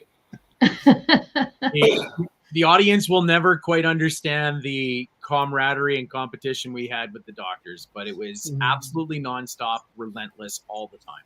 Was that from the first episode, or? Oh yeah, well before. Well before. I won't overshare too many details, but right from the time we landed in Atlanta, our first exposure to a cast member was the doctors, and it was absolute instant best buddies. We just interviewed them too. Yeah, I wasn't lying to you. Like we still talk to them literally every day. I was just talking to Austin right now. Too. So yeah, thank you for getting them on our show on Friday too. No, I'm glad you were able to get them. They're amazing human beings. So yeah, I think the world of both of them. I mean, obviously, we know at this stage of the game they were eliminated. What you didn't see is Crash and I both had a very, very strong emotional response to them going. We cried. Yeah. We were very upset about them going home. We didn't want to see that happen. If you look closely at my right hand in the Marvel build, you can see my knuckles are still bleeding from punching a wall after they got eliminated. Oh. Yeah. We were very, very close friends. I think being first responder community, we understood the perils of work and play and whatnot. I think the world of both of those guys, I can't wait to see them again. In fact, they are both coming to stay with me next summer for Calgary Stampede. Fun. And they said they're going to be at Brickcan too. Yeah, it's going to be great. You'll see them there. That's awesome. Yeah. All right. This was I defy any AFOL out there to try to figure out the winning formula for this, because there were some talented builders in that room and everyone's like, what do we do with this? Well, and Emily brings up a good point too. You had no testing on this particular episode. No, and it's interesting because when you look at the fun foundation of all the builds, there were some extraordinarily different directions. And usually AFOLs will focus in on a specific strategy if they understand what works. This was a crapshoot. Like there was people were building in flexibility, people were going light, people were going heavy, people were going tall, short, long limbs, short limbs. It was all over the board. There were no 2 builds that were that similar. Yeah. Honestly, leading it up to the judging, aesthetics is one thing, but when it came to would it last, who the heck knew what was going to last? Nobody had any idea. So, we're just happy to be there. Yeah, this is a really fun challenge, and like really, all the models from this challenge were amazing in their own way. So yeah, very cool. So we're only at number 3 now out of 10. 10 builds. Yeah, let's talk about the treehouse. 11 builds. if it works for you, I'm happy to come back another day too. Like wherever your timeline is. No, we don't have. Today is Monday. Normally we don't stream on Mondays. We normally stream Fridays. So we just want to, be respectful of we your have time. time. I just want to forewarn the audience, and actually I should just put this in here, that please like and subscribe to the stream. Because I usually say that at the very end. So you may not be here in 2.5, 3 hours time. Yeah, in the next 4 hours. Yeah. No, we could keep going. It's just I wanted to honor your time too, because I know got all the time in the world. Let's do this. Okay, yeah, let's go. Okay, so Treehouse University. The strategy for us right away here was divide and conquer. Crash had an idea to follow with continuing education. We wanted to make use of as many components of the tree as we possibly could. Mm-hmm. The tree assignment was arbitrary random, but yet we got the tallest, biggest tree with the most branches. Oh, wow. It worked in our favor because we were able to pack a lot of stories in there because we ended up putting a little built room on every single lobe of the branches. But I said to Crash, like, if you're comfortable with doing the rooms, I'm gonna focus on our connection point because I can figure it out. And I created these elaborate Technic boxes that went over all the knuckles. I did them deliberately in dark colors so that they would blend in, but then I threw in some highlight pieces to make it more look like flecked bark. They were remarkably sturdy. And then I was able to build a platform for all of Steve's classrooms. So every time he created a new classroom, I was able to create the platform on the contraption built around the knuckles. Now, I actually built in tons of little support things because cosmetically it looked better. And one of the most rewarding things Brickmaster Jamie said to me on the show, by the way, I'm a huge fan. I've followed Brickmaster Jamie's work for years and years and years. He's one of the greatest designers that's ever hit the Lego. Definitely. I'm a big fan. He's a mentor in many ways. So when he came up to there, he was looking at my little supports that are underneath all the different platforms. And he goes, yeah, just what I thought. I'm like, what's that? He's like, they're cosmetic, right? They're not structural. I'm like, yeah, that's right. He's like, yeah, I can tell that they're not purposeful, but they make a really good point of showing what you're doing. Ooh, yes. Jamie likes what I do. Yeah. On that point, I think this is the first one that Jamie actually came up and took photos of up close after. Like, he pulled out his cell phone after shooting finished, and he got right in and took a picture of all the supports when we wrapped for one of the days. We weren't quite finished the building yet, and he got right in. Remy, if you can zoom in on the base of that one there, see how it's light tan? No, the top one that we were just on? Yeah, so, like right here. Do you know what that is? That is it's a tribute piece to Stuart Harris. Have you ever heard about the Tree of Creativity in the Lego House? Oh, yeah. So he's got the carvings of some of the classic iconic Lego things in this great big massive 5-story tree.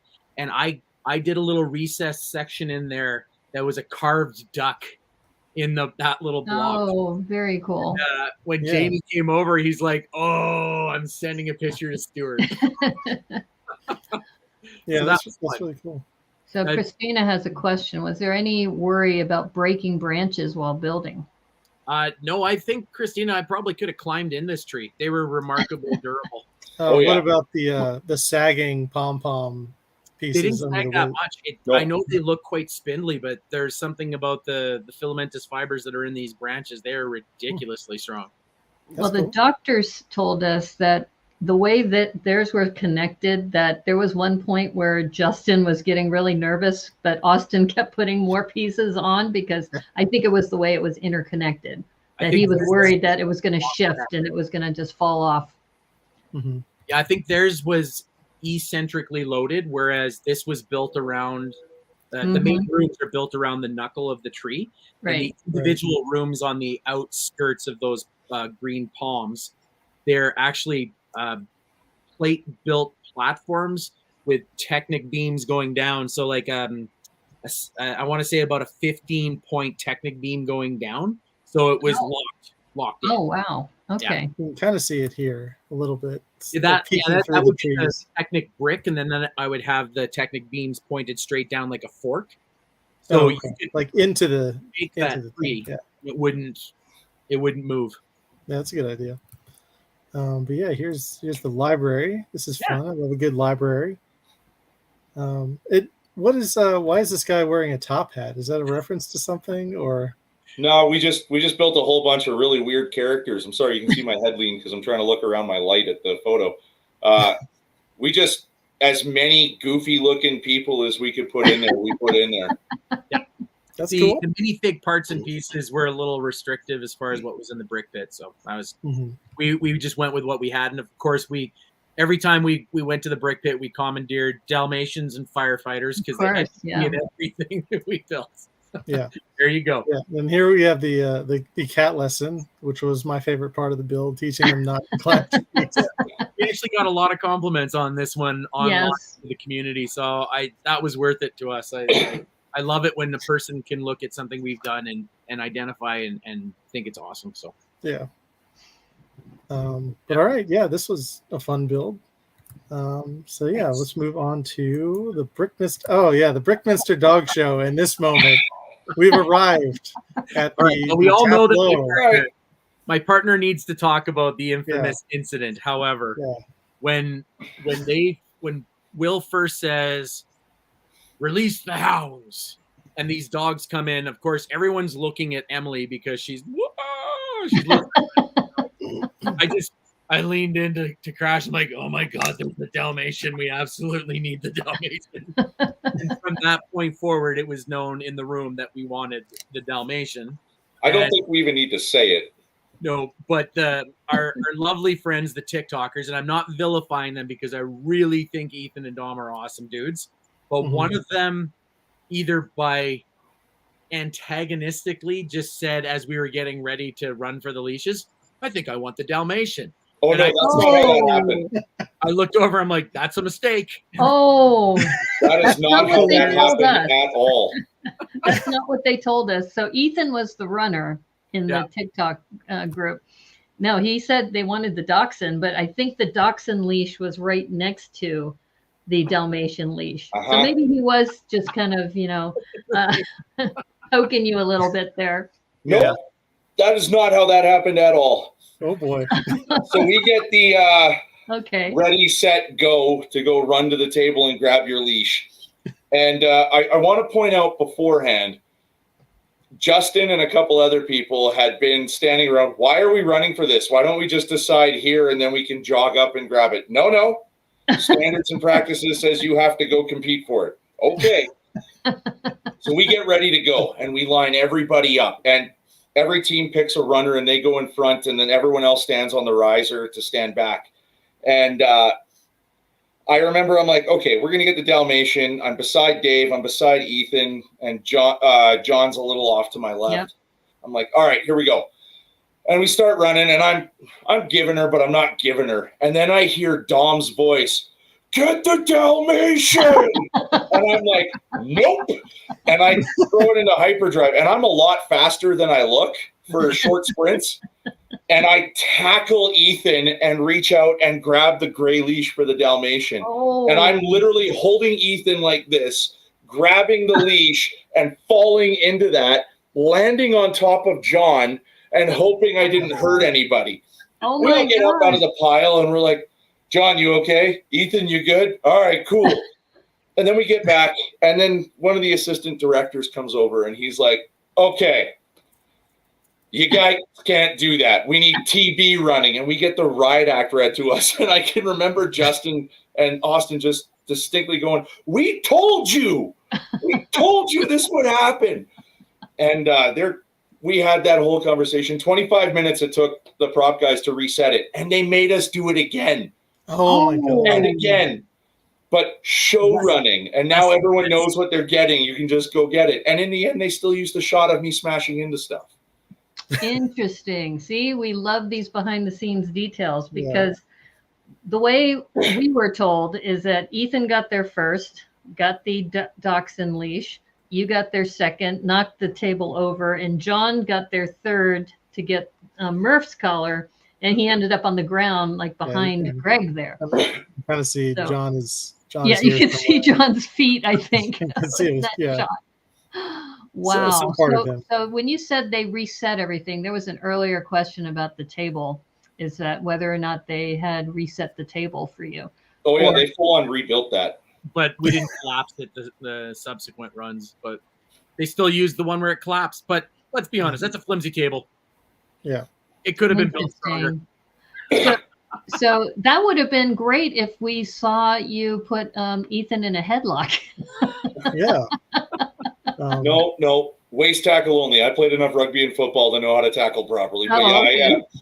Well, if you watch the actual clip from that episode, you can see Justin's kind of beside me, and then he sees what's happening, and he does one of these. Yes. Oh, it's great. Yeah, Justin, you can see the look on his face too. And from what I've heard too, he didn't mention this on our show, but somebody said that the doctors were not happy about this whole thing. No, Because they deal with blood all the time. They were worried that, and I also heard too that there was blood on the dinosaur episode. Yes, we didn't talk about that, but that was a very real thing. Did you hear the whole story behind it? I did not. Should No, we what's share that? it now or? Yeah, we'll backtrack to that. It's a quick story, but if you saw the pyrotechnic things that we were assigned were in these brick-built dinosaur eggs. Yeah. So they were at the front of the room in a makeshift dinosaur nest.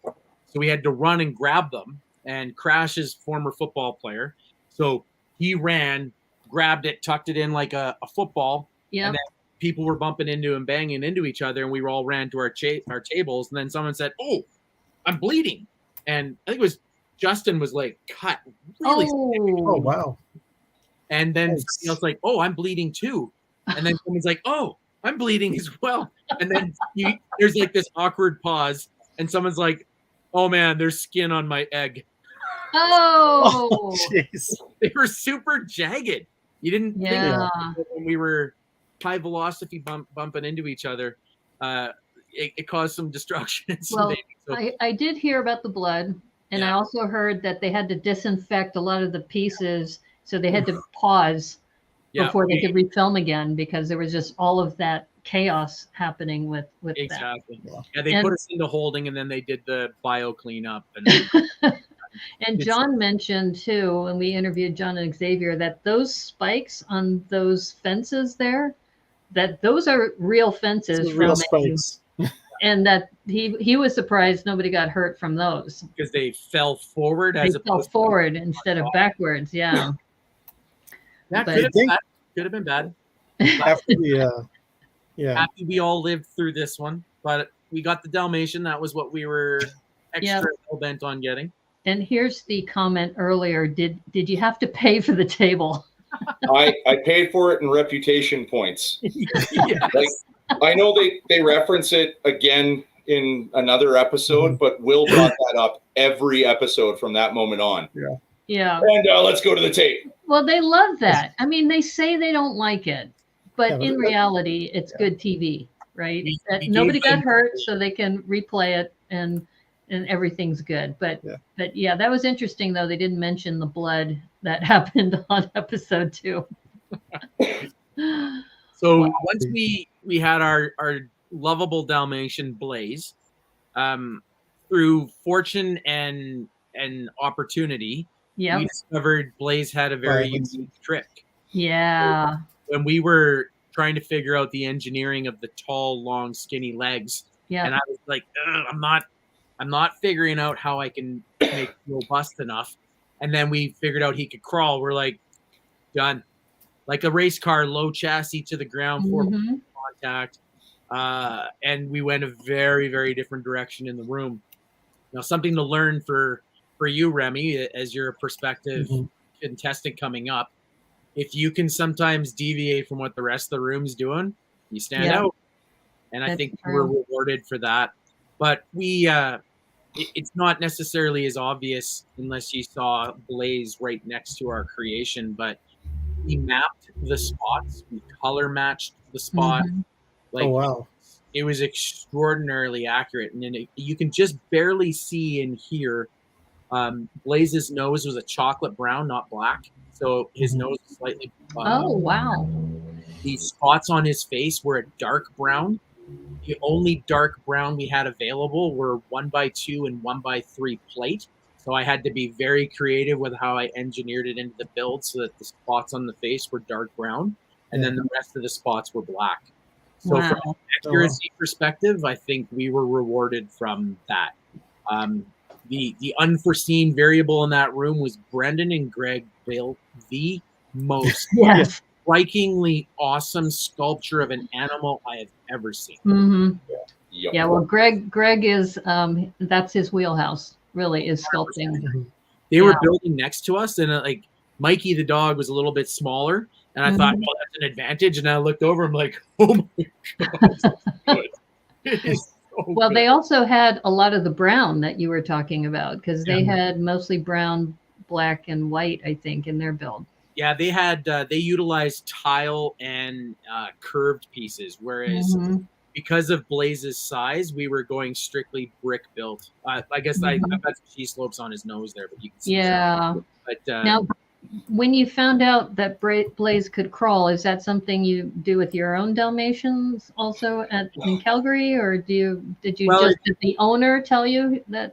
Well, every dog had a handler, which was not their owner, and as we discovered with Blaze's talent of crawling, the handler probably could have kept this to themselves, but they said, "Oh, Blaze's owner is a firefighter, and actually he teaches fire safety courses for kids, and he teaches the dog to crawl." We're like, "Wow, thank you." Blaze can actually stop, drop, and roll as well. Yeah. Oh, nice. Blaze is a uniquely talented animal, and we owe him a lot of credit for our success. And actually, Blaze's owner, because we weren't allowed to have any contact because of gaming rules and stuff, because this is a competition, we weren't allowed to talk to the owners of the dogs. Right. Conflict of interest rules and stuff like that. And since the show aired, when we left Atlanta, we left a little care package knowing that Blaze's owner is a firefighter, and firefighters have this very nerdy, unique thing where we trade T-shirts and challenge coins in our department, and we left some stuff for Blaze's owner, and then he was so kind as to care package a challenge coin from nice department, complete with T-shirt and shoulder flash, which is so awesome. Super. Yeah, that's really cool. That is so cool. Actually, we have reached out to several of the owners, and we will be having a different episode just talking about dogs on camera. It's whether it's Lego Masters or something else. So Blaze was a very well trained dog, highly motivated by food. Like my own dog was very food motivated. Right. But you know what happens when you feed a Dalmatian treats for about 7 straight hours? You can guess. Horrendous. Oh, man. Blaze joined the game and he won it.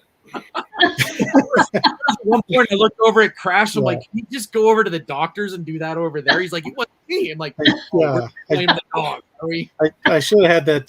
There's a photo from New Zealand where they have brick built because there was a dog on set for most of that season. So. Oh man! But yeah, we can imagine. If you do notice though, when we did the judging, our dog was the most well behaved, sitting waiting for Amy and Jamie after you walked the grass runway there, and Steve took over. I built the bulk of the body, and Steve did the face. And to put everything together, Steve built the neck and combined everything so it was seamless. And kudos to him because it was not easy to put all of that together. We had to remove bricks and put more bricks in different spots. But while Steve was doing that, I actually went with Blaze for about 10, 15 minutes and walked him up and down the blue aisle that we walk in between the two sides of the tables, and was practicing with him going up and down and walking on the leash and stuff like that, so that we could actually have him sit and face the judges and just be calm while we were doing that. So I think we got a few brownie points on that one too, just having the dog work with us. Yeah. That's awesome. Yeah, Brickmaster Jamie at one point said, it's a very unique pose, it's very different, but it doesn't tell the right story if you can't get your dog to do it. Yeah. And at that point, Crash had been practicing, and I just very confidently say, "No problem." But in my head, I'm thinking, "Oh my God, the dog can do something we don't want." But Blaze was amazing. Now, there's an interesting question in the chat, and I can answer a portion of this. Was anyone allergic to the dogs? So, yes, we did hear that, and she's in the chat, actually. Erin, I believe, is allergic to dogs, and Liam from the Liam and Emily mother-son team, that he's allergic to dogs, too. So that... And Austin. And Austin was, really? Too? Oh. Yeah. I think Liam might have had the most profound reaction. He had the puffy eyes. There's a reason that he didn't get a lot of on-screen time for that. Oh, interesting. Antihistamines, and their dog Tank was awesome. I would love to sculpt Tank. I think they were doing an amazing job, but Tank was not the most cooperative animal. No, he's such a big dog too. He had he had some idiosyncrasies to him that made it difficult for them to build. And poor Liam too, to have to, go through that allergy while you're building too. Yeah, congested and stuff. But and I think Erin was able to manage most of her allergies, and Austin's got a dog himself, so I think he had some allergy meds on board. So. Right. Well, he's a doctor; he could prescribe himself, right? Well, the other thing we heard from episode 4 with the treehouse, in fact, since Aaron's in the chat, is that there were bugs on the tree too, and that some of the cast members may have also been allergic to those bugs. Yeah, I thought it was pollen at first that was going to be the issue, because if you flicked the ends of the branches, there was a little dust that came off of them, but there was definitely more bugs on those trees than I was comfortable with. But yeah. We actually built next to Nick and Stacy on that one, and I remember Stacy freaking out at one point because one landed on her hand. She's like, "Oh, ew!" It was pretty funny. But yeah, this is. I love this challenge. Yeah, it's like the rodeo challenge. There was no bad builds in this challenge. They were all amazing. So funny story with this. Before you go on Lego Masters, you have a lot of time to think, what are they going to ask? What are they going to ask? Things like the rodeo challenge, I never in a million years figured. But I knew they were going to do a sculpting one. Or at least in my brain, I knew they had to do a sculpting one. So I had asked some friends of mine that are more proficient at sculpting, and they gave me some very basic pointers about softening up lines and whatnot. And then I went on Amazon and I ordered this book, who the author fails me, but he's very, very famous sculptor. And it's all Lego sculpting techniques. I'm like, oh, this is great. And I ordered it, and then it got back ordered. And then they said, okay, we have a shipment in, and then it never showed up. Oh, and no. It arrived in Calgary the day after I left. Oh. Sabotage. So I had this lovely Bible of building techniques sitting at home, whereas I would have really loved to have had it. You couldn't have had your family ship it to you, or? Little challenging with cross-border shipping, right? Oh. As soon as anything's got to go across the border, it's subject to imports. It's a whole thing. It's like, It is what it is. Obviously, we finished in the top end of this one, so we had nothing to be ashamed of. Coming in second place to Brendan and Craig, like, come on. Yeah. That build was lifelike. You felt like you could pet it. Well, they shared with us that build still exists, that it's still in one of the producers' offices. I fully believe it. Yep. I absolutely have no question. It is such a beautiful piece. And if you look really, really, really, really, really closely, there's a couple of unfinished parts on the legs, but it is so at all obvious because the entire build is amazing. Yeah, they're such perfectionists that they definitely talked about that and like why it was like that and why it was what they had built before and had fallen off. Its head was perfectly looking up like the dog would be looking at you standing at your feet, like just posed perfectly. It was an amazing build. Yeah. And then Erin says she's not allergic. So I was thinking about somebody else, but Liam definitely was. Oh, I love it. Here we go. Yes. But yeah, now we got the pirate ship challenge. Another fun challenge. I have some. I don't know. Have you guys been into Lego like very long, or did you get in during the pandemic? Like it's hard to tell you. Yeah.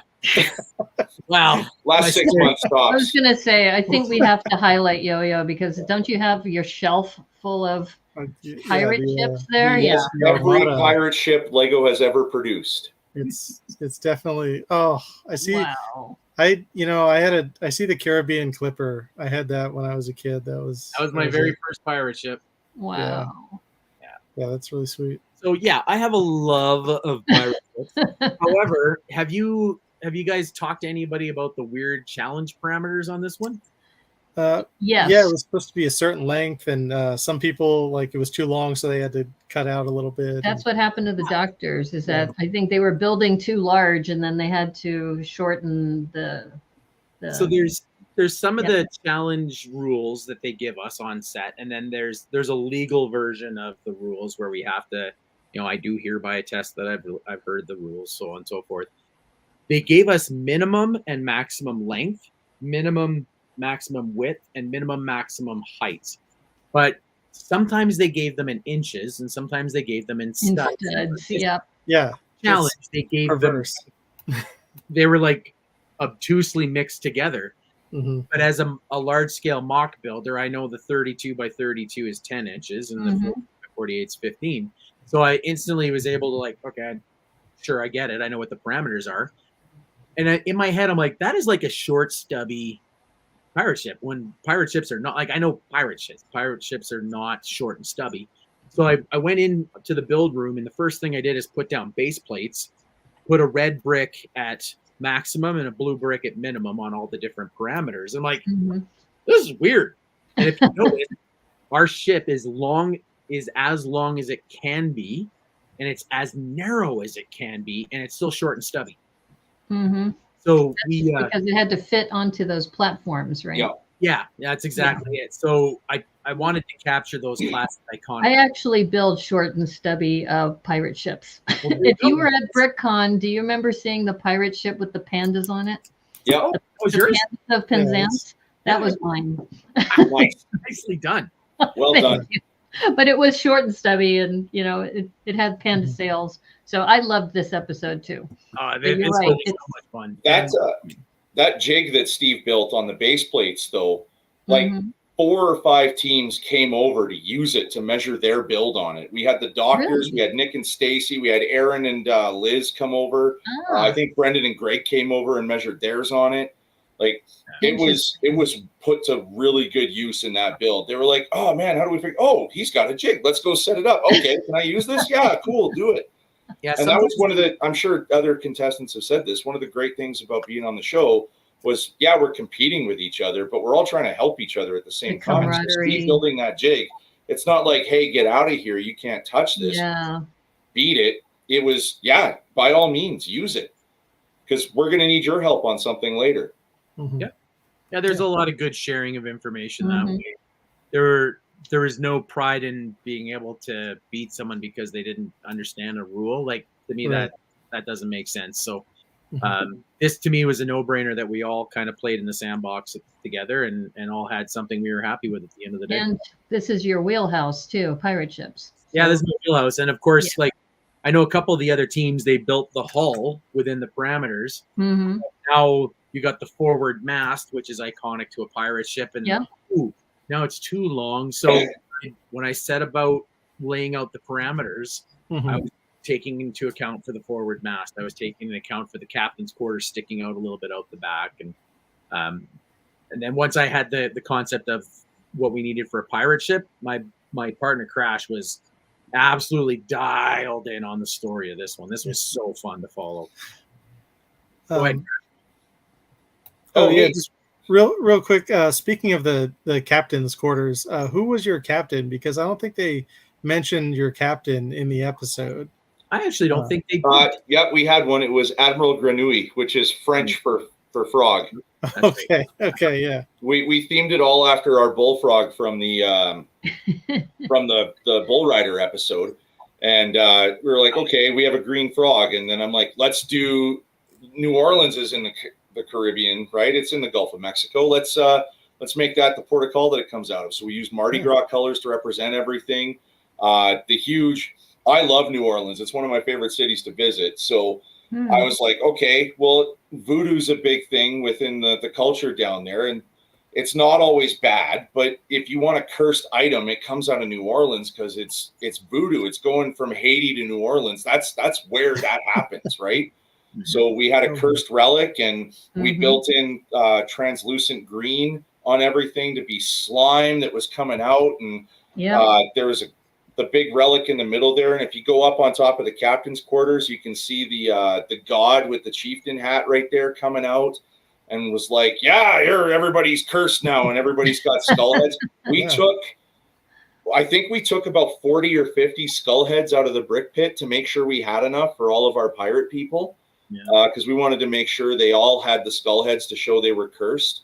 And it kind of screwed over a couple other teams, but sometimes, like, as nice as we were letting them use our jigs, sometimes you got to play dirty to make sure you can get your story across, right? Yeah. You'll notice there was a Dalmatian on the forward deck too. Yeah, we found the Dalmatian. There it is. There it is.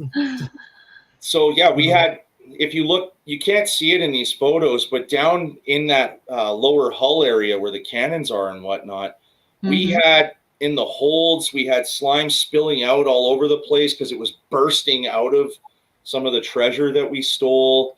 There was a whole bunch of little elements that you actually don't get to hear. We had light bricks that were triggered if we pushed a brick down. We had little sections that were filled with gems. After we were told that there was going to be a fight, like the big cannon fight, we're like, oh, they're gonna blow stuff up. We got to put some holds in here and make it look cool. Little did we know the explosions would be a little more powerful than we were expecting. But we did have stuff that we wanted to make look cool if it did explode. Those masts that Steve engineered, they were amazingly strong until we put sails on them and they started leaning. So we had to have both masts on at the same time, connected with the Lego string. Otherwise, everything would have fallen over because they're tensioning, they're pulling each other apart at some point. That's cool. Yeah, they were very, very heavy. Brick-built sails are so heavy. Oh yeah.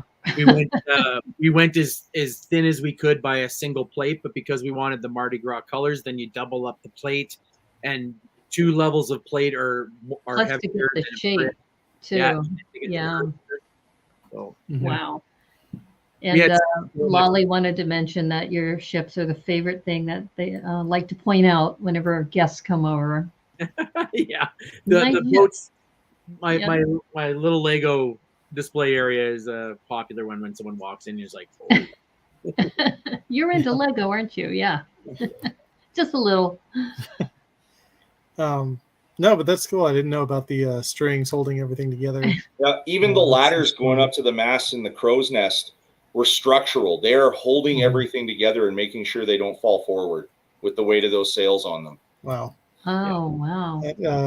Yeah, that would make me nervous. I'm glad you guys were able to like move it over in one piece. Well, we didn't in one piece. That was the kicker, because if you see when we went to position them, they had these support systems underwater, but you had to reach forward about 2 or so feet over top of the water, and it was inherently very like wobbly to have it at full arm's reach leaning forward. So we had to position the boat, and then we had to position the masts, and then we had to lean over and then do all the tension pieces. Wow. This was one of the few builds where we actually finished the build with about 10-15 minutes to spare, because we wanted to make sure we could get it in the water and build everything back up. We were actually the second boat in the water behind Brendan and Greg. Wow. And apparently the Dalmatian's the only one who survived the curse. The skeleton Dalmatians. Because he's a good boy. He's a good boy. Exactly. But yeah, this is really fun. I don't have a picture of it blowing up because during the episode, the ships were together and then they were in a million pieces. Ours, it was edited in a different order, but ours was the first one to be blown up. So we didn't. Nobody in the room knew what to expect. and coming off the pyro charges of the Jurassic World Challenge that were somewhat lackluster. Yeah. We're standing in the gallery, I don't know, like 25, 30 feet back. And we had our goggles on, and they did the countdown, and it was instantly vaporized. Yeah, Emily mentioned that that they actually replayed it in slow motion because it was just that fast. Oh yeah, gone, Yeah. just gone. And somebody else mentioned that it was so loud. I think Yes. it was actually Austin and Justin that it was just like everybody in shock because it's just so freaking loud, and they didn't give you earbuds or anything to wear to did not expect muffle that. the noise. Yeah, Not at all, and it blew parts all across the room. And in fact, for about the next week, it was a coveted treasure if you could find a scorched brick in the brick. So I actually do have one behind me here somewhere. Well, we know that you would never take anything from the brick pit. It's so. damaged. it was gifted. It was gifted. Oh, okay. Okay. if it was gifted, it's allowed. Yeah, There you go. There you go. That's fair. But yeah. or All they right. went dumpster diving, right? Yeah. Looking for scorched bricks. That's true. There- Once they throw it away, it's A lot of stuff that had to get Yeah. pitched for quality control, stuff that got warped and Mhm. oh yeah, this is the fun. all right. So yeah, now it's camp time. The Superhero Initiate Training Camp. Superhero, one word. Silent Yep. H. The Superhero. One silent word. H. It's trademarked by Marvel and DC, but it's one word if you use that version. So So yeah, we- let's. We tried to be very tongue-in-cheek about it. Like it was just a private joke that started between Crash and I. And then Will came over and he goes, "Okay, tell me the name of your camp." And we say Superhero Initiate Training Camp. And you could just see the hamster wheel starting to spin. He's like, S-H, no, S-I-T. And then we told him that we had the captain of the camp and it was his name that in reverse, and we made the figure kind of look like him. And that's when he's like, "Oh, you made me the captain of beep." Like, I actually think, I believe this is the first time Lego Masters has had to blurt out any content. I think you're right. Yeah. It was so Oh, yeah, and Yeah, there he is. Captain Yeah. Town. To We- turn on with the we capital caused T. full-on censor bleeping with the episode, and later on they have full-on blurring of my lips later in a different episode. But they didn't do that for the first episode. They just cut it completely. Yeah, well, Which is interesting because by the time they got here, they go, we really want to use this footage, so we're going to have to just bleep it. And that scene with the ukulele, I didn't even see it coming. Like he was standing there with the ukulele, and then all of a sudden he's like, "Ah." Yeah. Oh, that's And right. We also heard from when you were on Brick and Nick's show that you tried to save a few of those pieces of the ukulele and you had it in your tray, but then the cleaners came by and they took them away. Yeah, I was disappointed because I wanted to make sure Liz and Aaron got a piece. Yeah. But this build was a lot of fun. We got to tie in our love of comic books, mine especially, Mhm. as plays into a later episode. We did some things that we'd never done before. Steve got to build a really cool tower with some cool mechanics in it. You can see we've got the superheroes learning to fly up top with the camp counselor watching from the side. And then the one that's smashing into the walls, learning how to do that. We've got the power unit is actually hidden behind the tower, and it goes through the medical tent and down towards the light bricks we have in the one shack that we keep shooting ice and fire and other energy projectiles. We've got the runners going at super speed, and that was a really cool technique that Steve utilized to make them look like they're running at a blur. Just by putting bricks trailing behind them like that was brilliant. Yeah, that's Loved fun. that. Steve came up with the idea of having all the camp counselors that are watching over them to be on these highly visible high-rise chairs with the chevrons and whatnot so that you could tell who was in charge. So it's not like it wasn't supervised. Oh, that's a nice detail. Yeah, It's almost like lifeguard seats. Exactly. Overlooking everything, right? It's like that, exactly. Wow. If you go to the right side of the tower there, we've got the super strength. So hidden behind that sign, the angle that the photo got taken is a little person with the short legs lifting a car above their head using clear bricks. Yeah, you can see. Oh, yeah. And in behind that, you can see there's a Dalmatian tutorial session in the background. Yeah, I was wondering about this. What was what is this? Because there's it's Dalmatians. We're teaching Dalmatians to rescue cats from trees, being a real superhero. Okay. It never stops with us, trust me. Yeah, this cat looks like it's cutting class, but that's okay. We had a contestant in Lego Masters New Zealand who hid a chameleon in every build. Nice. So we hid something else. So there's, yeah. Was that just an accidental chameleon or? Just cause. Okay. Why not? Cool. Can't even remember why we put that one in there that time. I think we just wanted to. Yeah. And then we had with Georgie and Andrew Palmer. That was the team from New Zealand who kept putting in chameleons in every episode. Nice. Even the monochrome one, they hid it inside, so that way they'd still qualify. Yeah, it's a fun coincidence. But yeah, this figure is also really good. The brick build figure. Mm-hmm. That took me a long time to put together, but through the episode, I went to Dom and Ethan. I went to Nick. I went to Austin and Justin. I'm like, I have no idea how to do this. Help me. And they did that. And I was really proud of how it turned out. I think it looked really good for what we wanted, especially with the car moving. But we did get a little bit of criticism that we didn't make that character move. And in my head, I'm going, how? How do you make it move? You can't. Yeah. Wow. Yeah, I'm not sure how that. They animated it, as the guy lifting the car back and forth. But yeah, this is another one that got animated that was super fun. Yeah. Yeah, I don't know exactly where you put that mechanism. I don't know, maybe the hip motion. The figure. Maybe if you had it lifting up and back like that. Yeah, I don't know. It would be a very simple, like rocking motion or something. I don't know, but if they're nitpicking at that point, that the build is awesome. So yeah, but that's great that Ethan, Dom, and Nick, and was it Justin or somebody Austin else? And Justin, because they did brick build figures on their treehouse. Yeah, yeah, that's awesome. Yeah, I'm happy with this one. I'm a little disappointed with how it was edited, because our story had all these little jokes and stuff that we threw in there, and I mean, it wasn't as funny as Pirate Ships with Emily going off her vegetable puns. Yeah. But I had little things in there like over here, our big giant is demonstrating proper lifting motion using nothing but your back and a twisting jerking motion. Just little things like that. And if you look real close, you can find all of our invisible figures running around, playing a game of tag. Yep. We had the Invisible Man. Yeah. Yeah.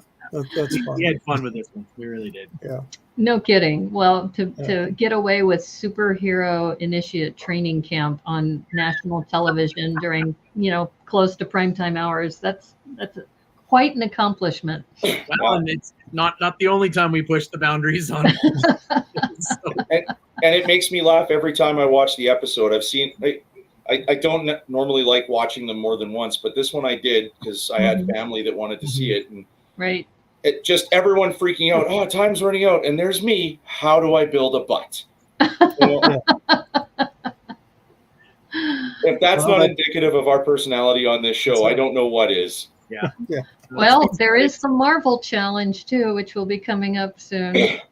Because that's indicative of your personalities as well. Yeah, absolutely, But yeah, so now let's go on to the classic Castle golf course. Oh, man, this was I love this.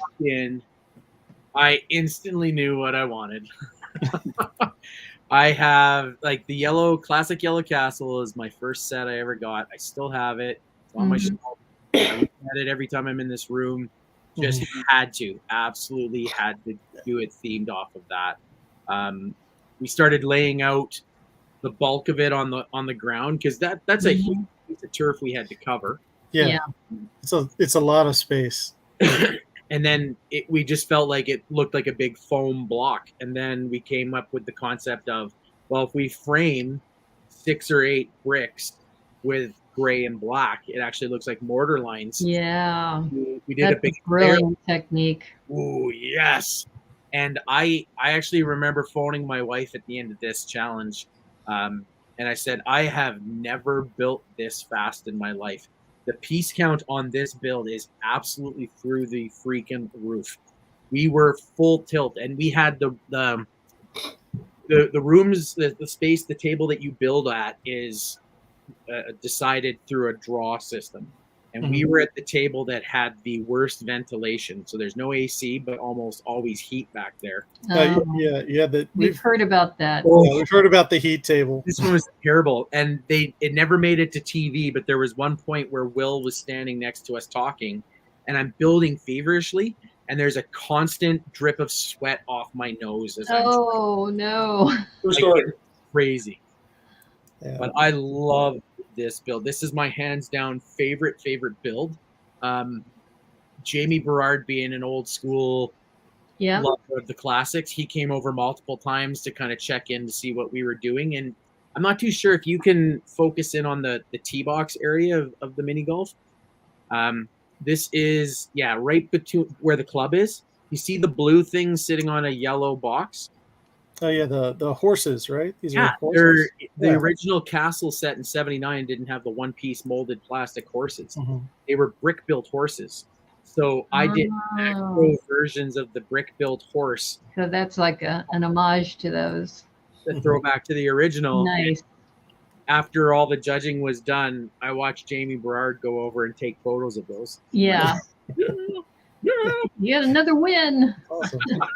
I had a lot of silent victories in my time on the show. Stuff that'll never make it to air, but made me enormously proud to be there. I loved this challenge. Yeah. Classic red drawbridge on a classic castle. Looking back at it, if we had maybe made perhaps more effort for him to get a hole in one, we probably could have found ourselves in the top 2. But see, that's the thing is I hit one that went through the drawbridge on the first shot. And we talked about this with the Jurassic Park build where we had the problem with the power functions and the batteries dying. So I sat out overnight while they were doing beauty shots, and they were hitting the ball against the sensors and making things go up and down and drain the batteries. So we had to completely reset all of that stuff. Like the sensor had to come out, and we had to change the batteries and everything like that. And that changed the angle of that orange wall and took away some of its support. So it didn't bounce the way we wanted it to off of it during Will's attempt. So they were very nice with their editing on how they did that. It actually took Will 4 strokes to get it through the hole. But when I was testing this, I was bouncing that off of the sensor, and it would go right to the drawbridge, and I was a 2-putt in, no problem. When Will did it, it hit the wall and just rode the wall right up against the main rail of the box that we were given. Just because we had to manipulate our positions to change batteries and stuff, and it screwed up every angle that we had. Did you have to have a certain color ball for any color sensors on this particular build? Okay. No, ours was just a motion sensor built into that wall. Okay. Yeah, I was just wondering, like what maybe was this under the drawbridge here? Was this that Crash? Do you remember what that was? That was so we were told explicitly at the beginning of the show before taping started on the first episode, you're not allowed to use cultural flags, which is why John and Xavier couldn't put the Filipino flag in their Mango build for the spaceship. So golf originated in Scotland. Amy's from Scotland. We're like, we got to do something Scottish here. We weren't allowed to put the flag. So what we did was we put the national flower, which is the thistle, and we built that into the ground of the drawbridge there. Did she notice that too? We made her notice that. Interesting thing with power functions on this, the portcullis was timed to go up and down, up and down, up and down. By the way, Crash is the one that taught me that's the right term for it. I always said the gate. He multiple times it's a portcullis. Fine, whatever. But when you program the new powered up stuff, I'm not too sure if you're familiar with playing with powered up. it's infinitely more complicated than power functions. Powered up, you get to code it. Now, when I was coding on an iPhone window, I had done forward rotation 50%, and then reverse rotation, which I thought was 50%, but I actually had 49%. And because we're gun shy with trial and error of previous power functions and powered operations, we wanted to make sure this had tried and tested. It worked every time flawlessly. So we let it run for about an hour. And in that time frame, batteries percent up to 49 to 50 to 49 to 50. You don't notice it, but after an hour, it spooled itself up and jammed up and broke the portcullis. Oh no! 1% over space of an hour. Oh man! But in Steve's defense, he wasn't using number programming. He was using the dials, and he thought it was at 50. So he has me look at it, and I go switch it to numbers right away, and I switch. No, you're at 49. That's why. And I go 50-50, and problem was solved in like 30 seconds. But it bound up right tight in there. I had to take a piece to the top of the castle. So you had to take it apart and fix it. But the coding on Powered Up, I've learned to love it. But wow, is it overly complicated when you first start using it? Yeah, I got introduced to that with the Haunted Mansion set. Yeah, and that was so complicated, just getting the elevator to stop at the right place. Yep. And I finally got one on camera that worked. I said, okay, I'm done. I know that this actually works. Yeah. I love this build. This is my favorite episode. It's a really awesome build. Austin actually came over and helped us. We were right up against the clock. So that black and white tower that's blocking just going around the corner, that was a last minute addition. We decided to do that with about a half hour left because we didn't want to have the easy shot just going around the corner. We wanted to have some kind of challenge. So we took the angle out, and I was placing brick like a fiend, and I still had that whole top row to go. And those are stacked 3 bricks high with a plate on top, plate on a bottom. To get those rows done. And I was nowhere near finished. And Austin came over with about 3 minutes left and was just laying brick for us. Like, dude. Nice. So big kudos to Austin for helping us with that one. Just like you saw Greg do with Nick and Stacy helping them move stuff.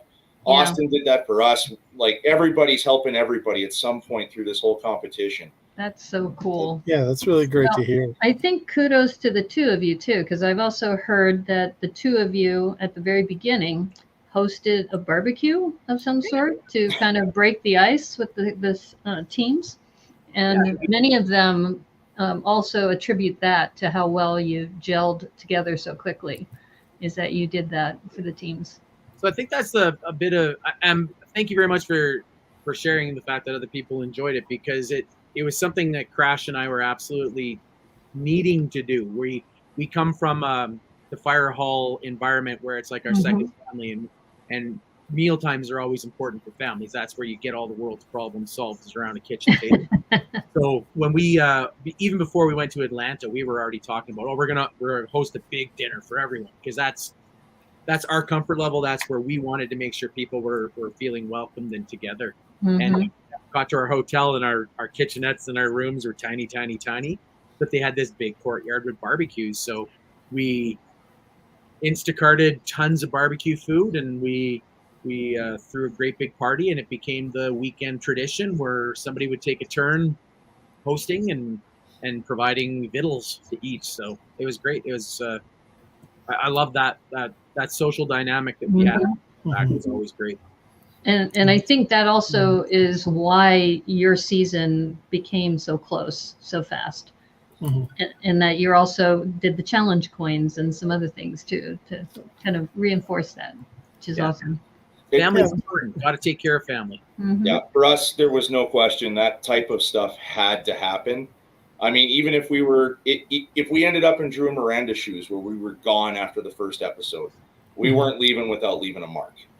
That was a goal we had right from the beginning. We wanted to make it past episode 4, because that's traditionally on this show, doesn't matter which region it's from. Traditionally, when you get to episode 4, everybody's kind of on the same playing field. You've kind of and I don't mean to disparage any other of the teams that went in the first couple episodes, but you watch the episodes and it's like, okay, these guys are more fun. These guys are more just builders, and there's not much story going on, right? You always have that 4 episode where it's like, okay, these guys are all on par with each other. If we could have made it there, we were happy. Very similar teams. Yeah. Yeah. Mm-hmm. And so that was the first goal. The second goal was to make sure everybody knew that we weren't here to be enemies and compete. We were here to make sure that everyone was having a good time, because Lego means play well. So play well with each other. Have fun.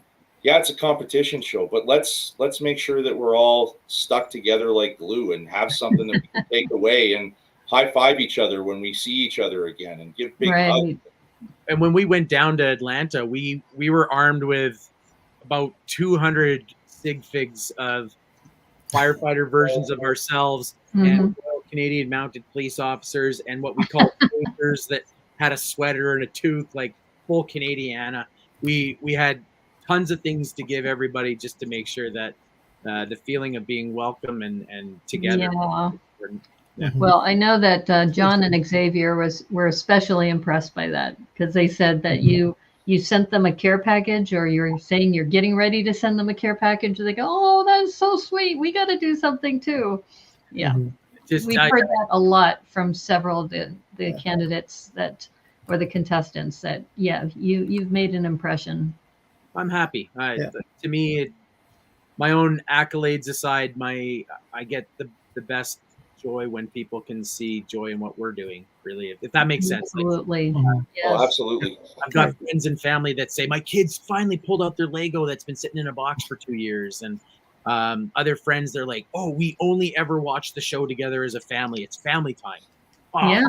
That's awesome, right? Because family time is important. And I think in this day and age where we all have these little digital files, it's nice to put all that aside and clip plastic bricks together that my kids do, I did, my dad did, his dad used to. Yeah, intergenerational, definitely. Yeah. And we wanted to make sure it wasn't just the cast that we treated that way. Like those challenge coins went to camera people and hair and makeup and producers and PAs. Oh, are we playing the coin game?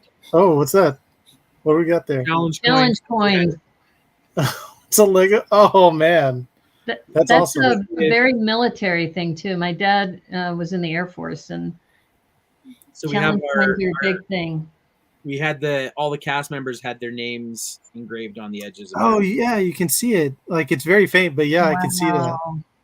Yo-yo. There's a long-standing history of challenge coins in military and fire and police, and from our first week down there, Crash and I knew that when we came home, we were getting these made for everybody. Yeah. And they love them. They love them. They are legendary, but I hadn't seen one before, so that's really awesome. Thanks for sharing that. Yeah, everybody got one too. We ordered as many as we could to accommodate all the production staff too, because they were there with us through it all, right? Our story producers were staying 2 hours after us and coming in an hour before us. Yeah. So as long as our hours they were longer and just going through it with us. And I'll get to it with the Marvel build, but there were times where I'd be a little choked at how long we were there, and I'd be playing tricks on them. So we're not allowed to sing songs that are copyrighted by other bands, right? Because we don't have licensing for it. So I'd be sitting there humming Def Leppard under my breath or something like that. And I get the Crash stop singing. So at one point I start singing the Wheels on the Bus Go Round and Round for 20 minutes because it's public domain and they can't stop me. Because I was getting angry. So they put up with our crap, and we wanted to make sure that they knew we cared about them too. So they all got coins and care packages and stuff like that, as many as we could. Wow, that's amazing. It is so cool. Yeah. Well, speaking of things sticking together very strongly, let's talk about the Troll Bridge Castle. Oh man, this was so much fun on so many levels. Oh yeah. Wow. Having familiarity with a few of the builders in the room, as fast as a builder as I am, one of the people that I know to be faster than me is David Geddes. So I knew competing against Dave was going to be a long shot at best. And knowing Nick's propensity to create things on the fly that are large and magical, I thought, Crash, we need to go a different direction. And much like the dog challenge, we felt like if we went a different direction, we could be rewarded in a different way. So the head of the creation team was very, very proud of this wrecking ball. Our goal was to be a menace. He didn't like it, and he came out multiple times to look at what we were doing. And at one point, I said, kind of tongue in cheek, if you're going to change the trajectory of the ball based off of what we're building, I'm going to be pretty unhappy. Yeah. Like, no, you're not going to stop the ball. You're not going to stop the ball. Well, you watch that in slow motion. That ball bounced for sure. Yeah. But also the trajectory there was a little hiccup too. There It wasn't a true trajectory that they said that they promised you, right? Of course, there's no ability to have a second run because the destruction is there. Mm-hmm. When you look at how other castles exploded versus ours more or less kind of fell over. Yeah. We'll look at that. But I was curious about what's happening here with. There you go. I'm glad you asked because Crash wants to tell this story. Our story got completely cut because it was all inside jokes for the cast and crew on set. None of that was going to make it to TV, and I knew that. I even asked permission to tell some of this, and they're like, "No, you can't do that," and I did it anyway. So we have a troll. We named it Troy. I'm going to take Steve out of this. There's no culpability on him. I handled story top to bottom on this. Troll's name is Troy after Stacy Roy. So we had Racy Troy was our troll, and he lived in a castle, dilapidated guard tower from a castle, and he was kind of lonely. And he was out foraging for food one day, and he came across Brick Bella Flora, or Nick Delamora. Who had very sore feet, and he, with the troll with his big hands, offered to rub them, because so Stacy was wearing heels every day. So on the weekends when we got together and had our little nights, having a few adult beverages and hanging out, I would rub Stacy's feet, and I was the only one allowed to do it. But that made it into part of the lore of this thing. I put the foot rubs in it. We had the Dalmatian. I had little things that we did with Emily and Dave. I put the contest with the doctors into the story. I had everything that we did off camera that would never make it to TV into that story. So all you get is this is Troy's dilapidated guard castle with a red drawbridge. In the end, I think it cost us a top 2 because no one gets to hear that story. So if we would have made it top 2, people would have been like, yeah, but there's nothing going on here. It looks cool and it bounced off, but what's going on here? No one would have got that except us. And I remember when I started telling the story and I got to the foot rub part, Steve so laughed and had to duck behind Nick because her face was so red. Like, it was awesome, the amount of laughter going on behind me. I think the only 2 that weren't laughing were Brendan and Greg, but everyone else was howling. It was so good. I even had a couple camera people whose cameras were shaking because they were laughing so hard. Oh my God. Now, worthy of mentioning the build, this photo is perfect because it's an old dilapidated castle guardhouse. Now, if you take a look, there's tiny little yellow flecks in there. And the drawbridge is old red, broken down drawbridge. So this is the old guard tower from the classic yellow castle. Okay. Our previous build.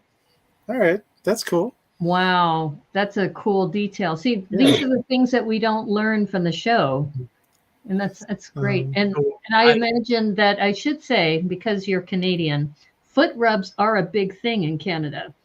Because I went to Vancouver, and a Canadian friend, I said, okay, I'm going to the Lego store. And she goes, well, I'll drive you to the Lego store if you'll go with me to the foot massage place. I'm like, what? What? Like, okay, I'm in Canada. It's apparently a big thing. So I said, if you drive me to the Lego store, I'll do that. And it is amazing. I will say that all those foot massage places you have there, you guys know how to do foot rubs. So, but it is cultural though, right? Hands.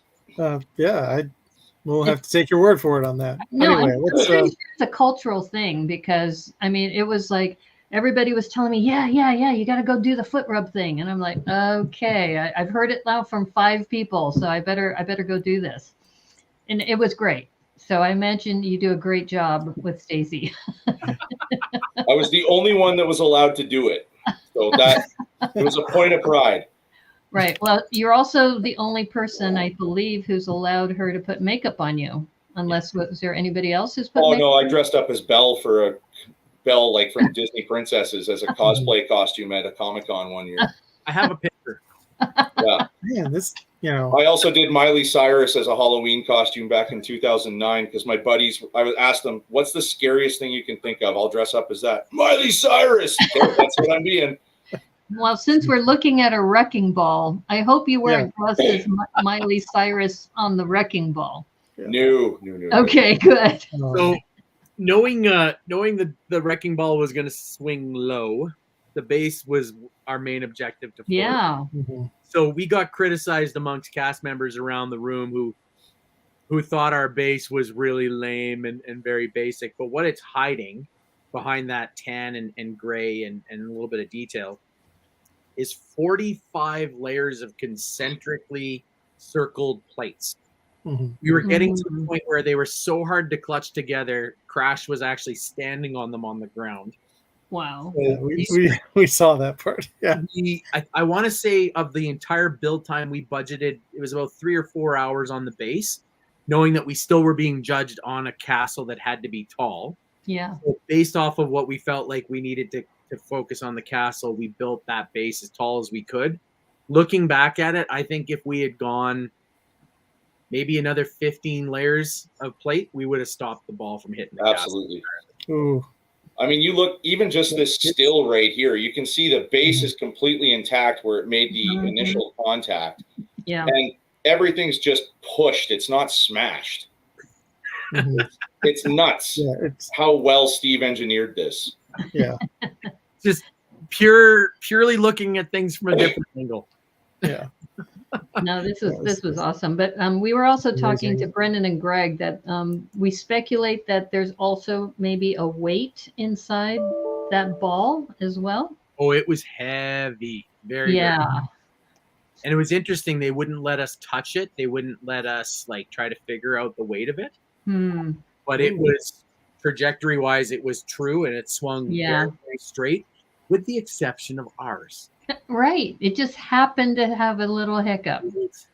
But they were so confident that this build of ours was going to create havoc that they had us go last. Right. So funny story, which maybe is overplaying what I'm allowed to say, but I still think it's amazing.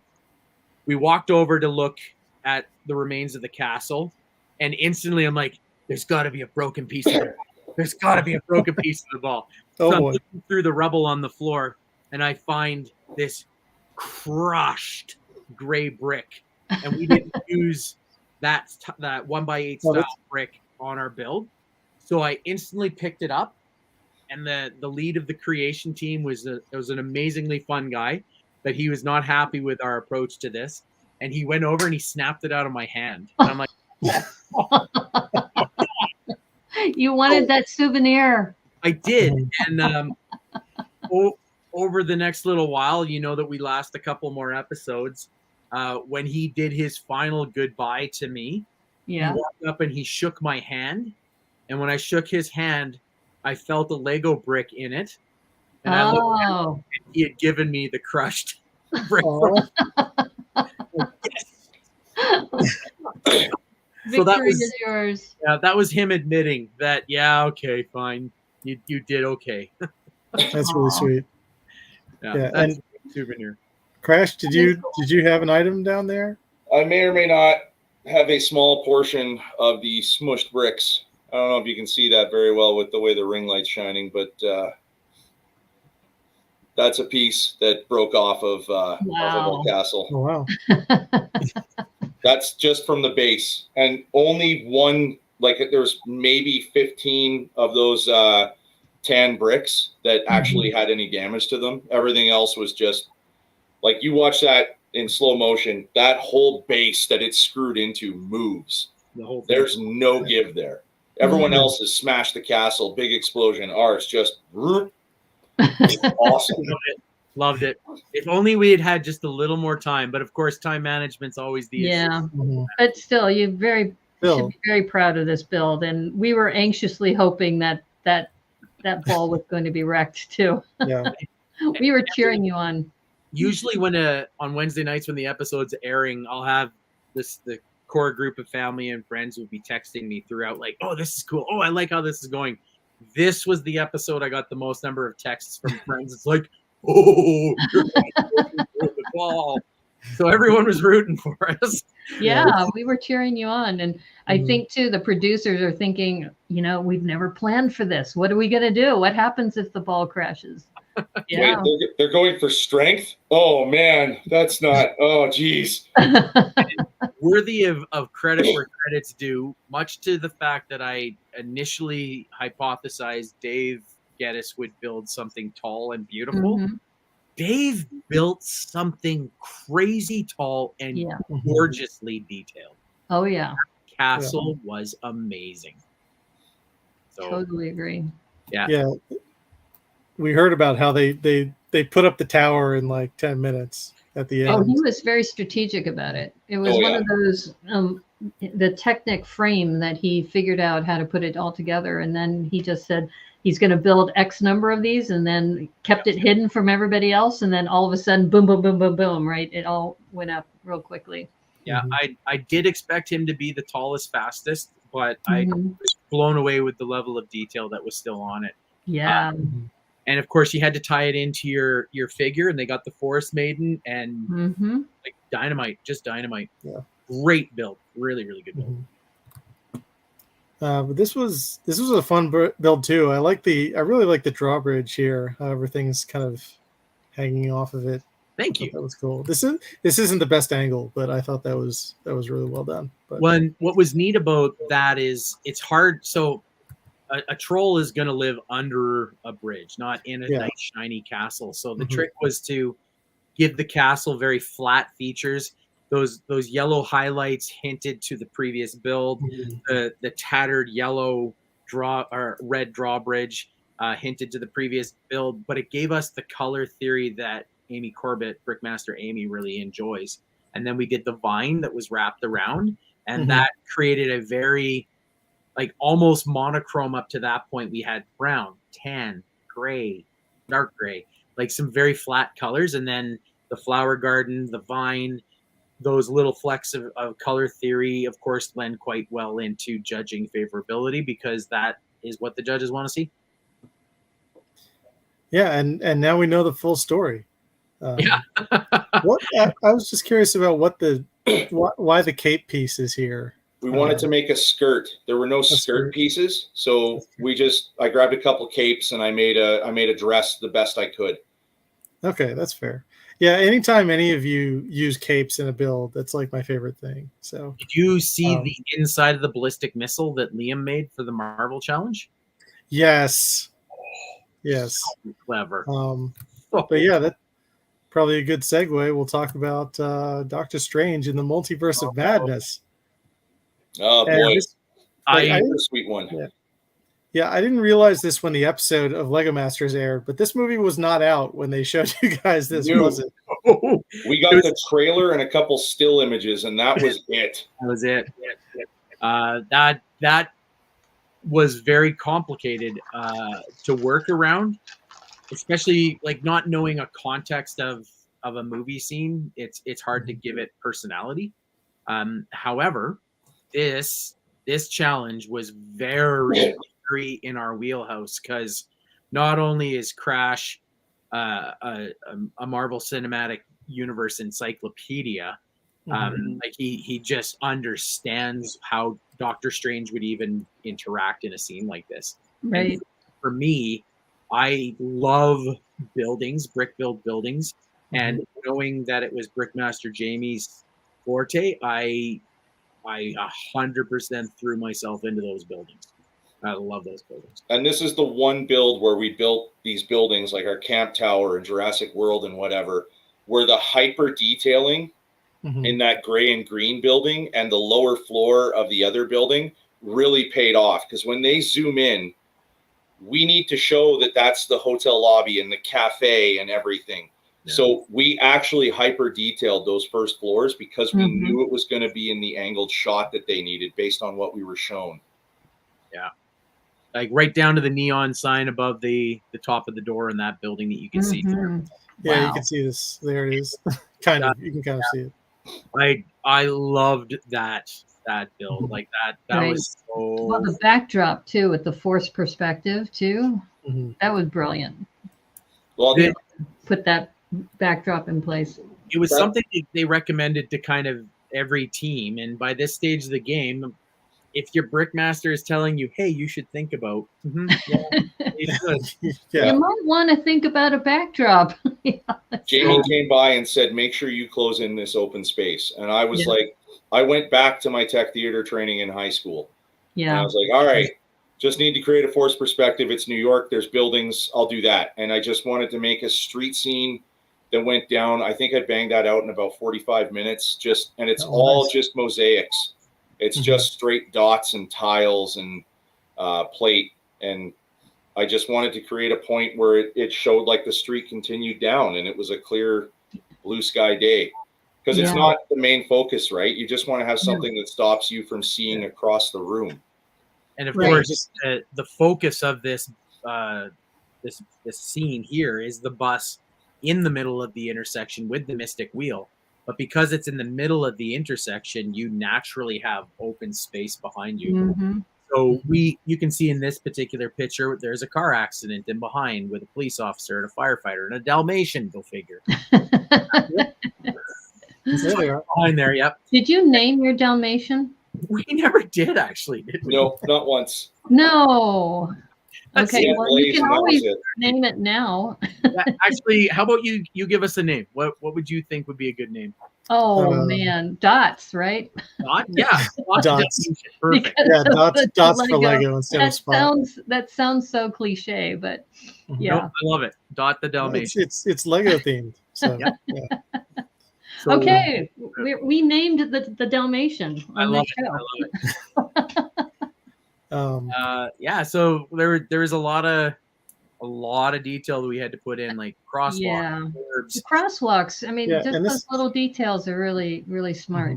That New York City cab in behind was frustratingly complicated because it's a 6-wide system, and when you work in 6-wide, it's kind of that middle ground of not enough detail. Like I like doing 4-wide and 8-wide. There's something about 6-wide, which is complicated, and to have that logo on the side of the cab or the side of the car that makes it look like a cab. Oh man, that was awesome.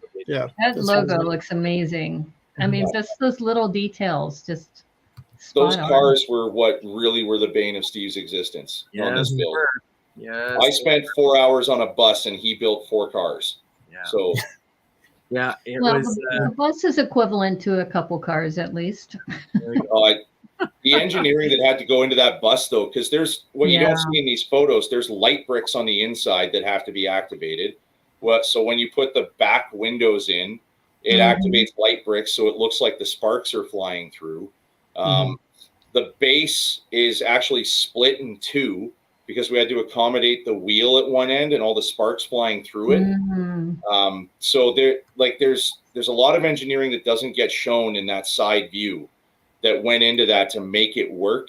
And it was tricky. Like even putting the windshield in on the front end, I had it back about 1.5 studs too far. So I had to build a secondary windshield that goes in front of the windshield that we already built because I didn't want to take it apart.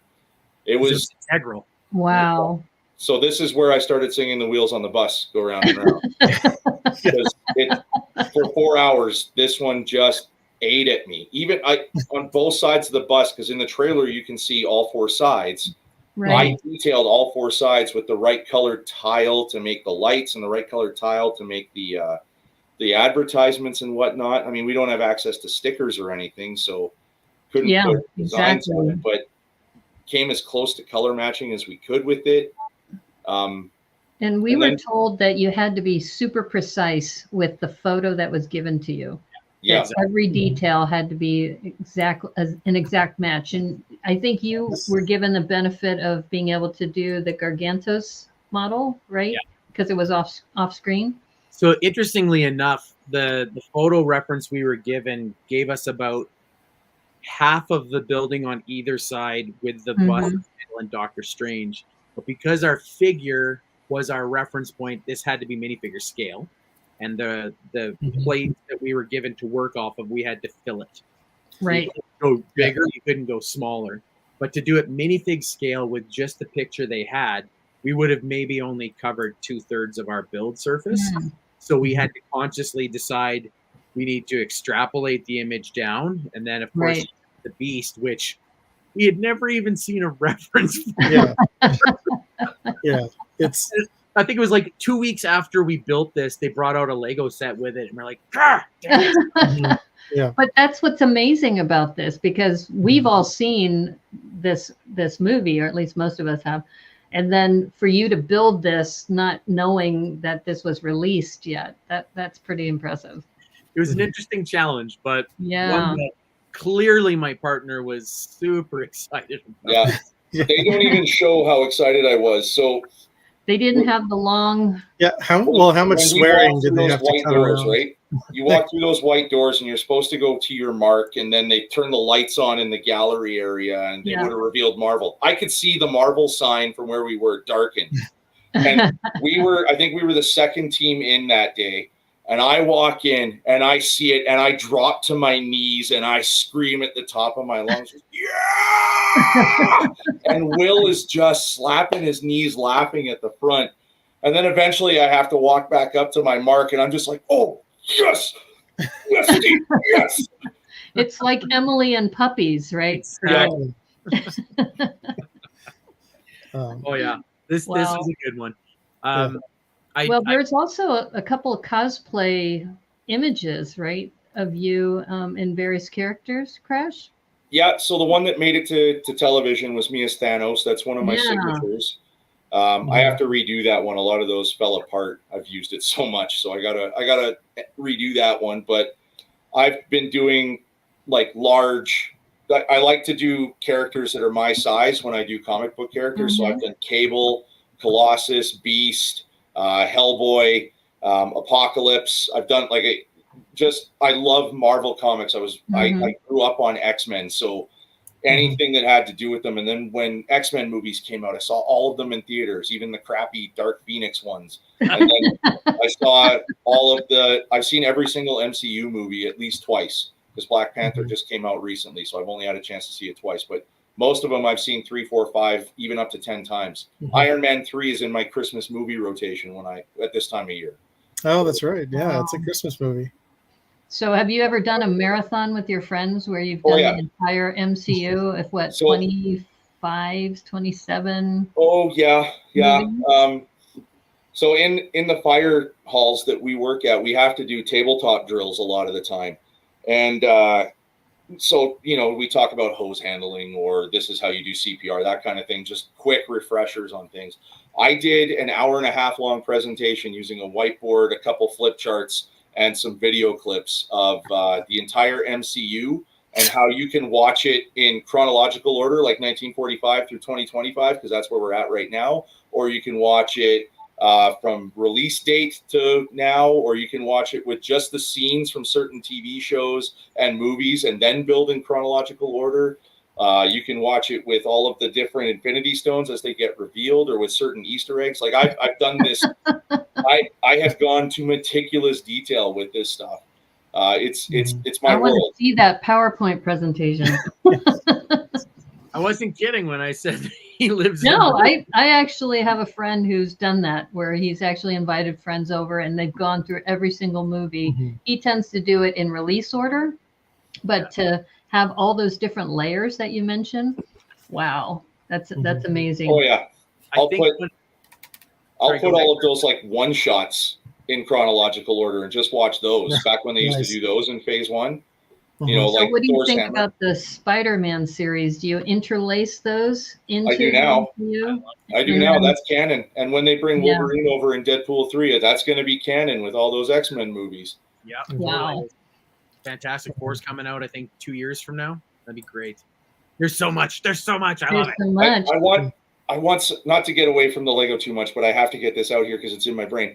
I want so bad for Fantastic Four to incorporate some of Doctor Strange's multiverse and have Chris Evans and Michael B. Jordan standing there, not as Killmonger and Captain America, but as the Human Torch, with Yes. whoever cast as the new Human Torch. Yes. Yeah, that would be a hell of a thing. I will say the MCU has made me appreciate the multiverse, because when they had the 2 Spocks in that movie, that Star Trek movie, Yep. I was like, no, you can't have 2 Spocks there. But they did that so well. But Yeah. well, I've grown now to enjoy it. But when it first happened, and when Zachary Quinto was with Leonard Nimoy, 2 great actors, great as Spock. But then when they're there together, and then when Uhura is in a relationship with Spock or something, I was like, no, why did you do that? Yeah, So, they can do whatever they want now. Yeah, Absolutely. they can. Multiverses. That's the key. So sorry. Yeah, we went off the rails there a little bit. It's like back to Lego. It's only a 3-hour interview. We've only got 15 minutes. Yeah, you know, whatever. This is our geekiness coming out, I think. I think another team, not to single anybody out because those builds were all amazing. Yeah. Maybe a team could have been at a disadvantage to having this scene because they wouldn't know the movie. But my partner knows the lore, the concept.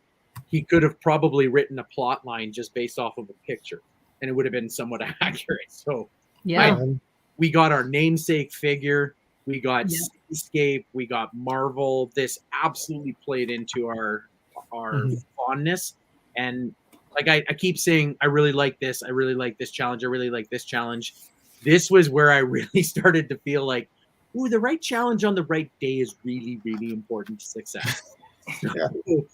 We were quite fortunate to have the right challenges, quite a lot. So bloody knuckles and all. Yep. Well, speaking of white knuckle thrill rides, let's talk about the Red Rocket, because this was definitely like an odd episode, but a really fun one too. So instantly, by this stage, we realized 4 teams left. We had a concept, the fact that there was 3 episodes. There was no vibe of elimination. It's not that they didn't say it. I just think everybody in the room was acting differently. So this was the first time we had really felt a sense of calm and relax when we started. And then they announced that we're going to be building together. We're like, oh, this is awesome. Because the teams that were left, I would have absolutely loved to have built with Brendan and Greg. I would have absolutely loved to have built with Nick and Stacy. And I would have absolutely loved to have built with Dave and Emily. So there was no disadvantage to this challenge for us. Right. It was fantastic. Yeah. So and go ahead. How many double entendres and stuff can we fit into a season, right? Between Superhero Initiate Camp and the Red Rocket and all the other things that have gone left unsaid. There's a lot here. Yeah. And there's a lot of There's the LM3 sticker on the car. So this build allowed us to tie in tons of our previous challenges and a little throw out to the doctors. There was Billy the Squid on there. Yeah. Within an hour of that show being aired, Austin had sent me, or actually it was Justin sent me a little screen grab that he saw the little Billy the Squid. We didn't tell him about it, but he saw it on screen and just screen grab and sent it. He's like, yeah. So thank you. Yeah. And we put our names in it. And I saw that. Yeah. Now we did have a question because one of them just says oil on it. And it has the frog. It's from that image there. It has the frog just above, which was played to our Mardi Gras as well as our bull Oh, runner. okay. Well, I thought there was another oil There that was, didn't have Fossil fuel. a Yeah, red- like over right, there. right. So Yeah, it there was it is. supposed to have a frog with it, but because we Okay. didn't build an attachment point on that side with a snot brick, we That's couldn't put the frog on it. So we just Oh, pulled it that's off because okay. it would have been too unstable. And in that Oh, image okay. there, you can see the purple. There's a carrot with a purple background. Mhm. Side 67, that was the veggie pirate ship. The brigade. veggie Yeah. pirate ship. Yep. And lettuce, of course, right there. Mhm. Yeah. What is the what's the trademark here? Is it That's actually Tatenra Motorsports. So if you look at our spoiler, it's Tatenra Motorsports. yeah? We This pulled is from our camp build. From the camp. It's okay. Yeah, I knew it said motorsports, but there was not a good shot of that, so I could not figure out what that first word was. so it was Taterna. It was Arnett Okay. spelled Arnett backwards. So Okay. we had actually found out after all the photos were done. I believe that is an actual company name somewhere in the state. Oh, Really? Here. So nobody thought there was any chance that that would be an actual name, and apparently it was. So they've got it partially obscured in almost. no, that's Yeah. what they did in post because we were trying to figure out what it spelled, and maybe that's why they did that. But like it goes back to the first couple episodes, right? We weren't allowed to put Octan, right? You can't have actual logos or flags or sounds, right? or Music. real any trademark anything. So Yeah. if you look at the blue team's build with Greg and Brendan and Nick and Stacy, like Nick and Stacy both have logos for their branding on their Twitch channels, and they put them on there, and they were told you can't do that. So they had to modify them to be close but not the same because those are trademarked symbols. They're not allowed in the builds on the show. That's just like Brendan and Greg talked about in the Marvel episode that their description, they actually started singing that song. That was it. Immigrant song. Immigrant song, right? That they started singing that, and they said that didn't make the show, and it's but that must have been hilarious for you to watch that when they were delivering that. To see Brendan and Greg come out of their shells a little bit. They were very serious builders very early on, and not that they didn't maintain a seriousness, but we started to see a very fun-loving side come out of them, which was neat. Well, Greg particularly has done a lot of theater too. I mean, something I forgot to mention to the two of you is that this is actually qualifies as an IMDb entry, so you're going to get an IMDb credit for being on this show. Really? Wow. Yeah, but we're waiting because they haven't posted your references to Lego Master Season 3 yet, probably because they don't want to give away how many episodes you're on. Yeah. But once those post, then I can attach this appearance onto your IMDb. Steve, we're 1 degree of Kevin Bacon because Chris Pratt was in the Guardians of the Galaxy Holiday Special. That's right. This is true. 1 degree of Kevin Bacon. This coming from the 2004 University of Calgary 6 Degrees of Kevin Bacon champion. I won 6 pounds of bacon for winning that. That means we're 2 degrees away since we know you. There you go. There you go. Awesome. What a world. What a world we live in. What a world, yeah. What would you like to know about this challenge? Yeah, did you all get to ride in the car and test it out, or no? Weight That's rating. too bad. 220 pounds, which eliminated 3 of our 4 teammates. Oh, wow. Yeah. So Emily was the only one allowed to ride it. Oh my gosh. That said, I don't know if anyone's told you, but after this challenge was over, Will and Jeff raced our go-karts around to full and complete destruction. It was absolute calamity and so funny. We saw the promos. We saw Jeff Gordon. Jeff Gordon was in yours, right? Yeah. It does it no justice with the promos. That afternoon with them racing was unreal fun. And then afterwards, they get out, and Jeff Gordon's just hanging out, being a dude with us. It's Will, Jeff Gordon, and all 8 of us hanging out, talking about whatever. And they start shutting down the lights. And Will starts screaming at production, "Hey, what are you doing?" There were a few more choice words in there, but what are you doing? This is gold. Like, get this. This is awesome. We had a lot of fun when that challenge was over. And again, it lended to the fact that this challenge did not feel like anyone was going home. We kind of felt that way already. Yeah. Like that heaviness of judging, it Right. wasn't there, and we had won the cosmetic side of it, and they had won the race side of it, and we're like, oh, like everyone's a winner. Like this is awesome, right? So.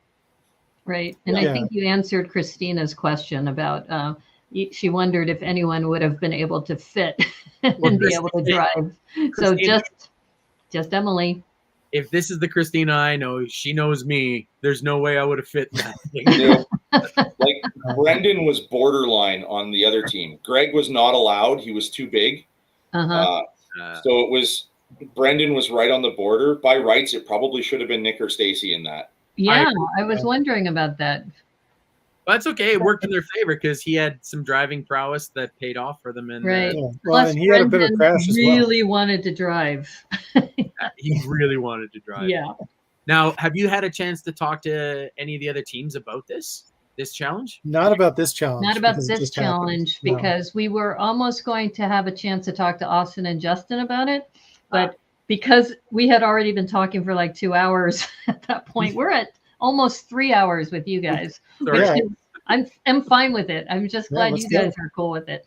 But no, they had to go, and so we didn't actually have a chance to talk with any of the contestants. So the interesting thing about this challenge, the first 5 laps, you'll notice Emily pulling away, right? Mm-hmm. The speed of the go-kart could be modified, but not by us. It was by Creation Team. So it was dialed down for speed, but what that gives you is better torque.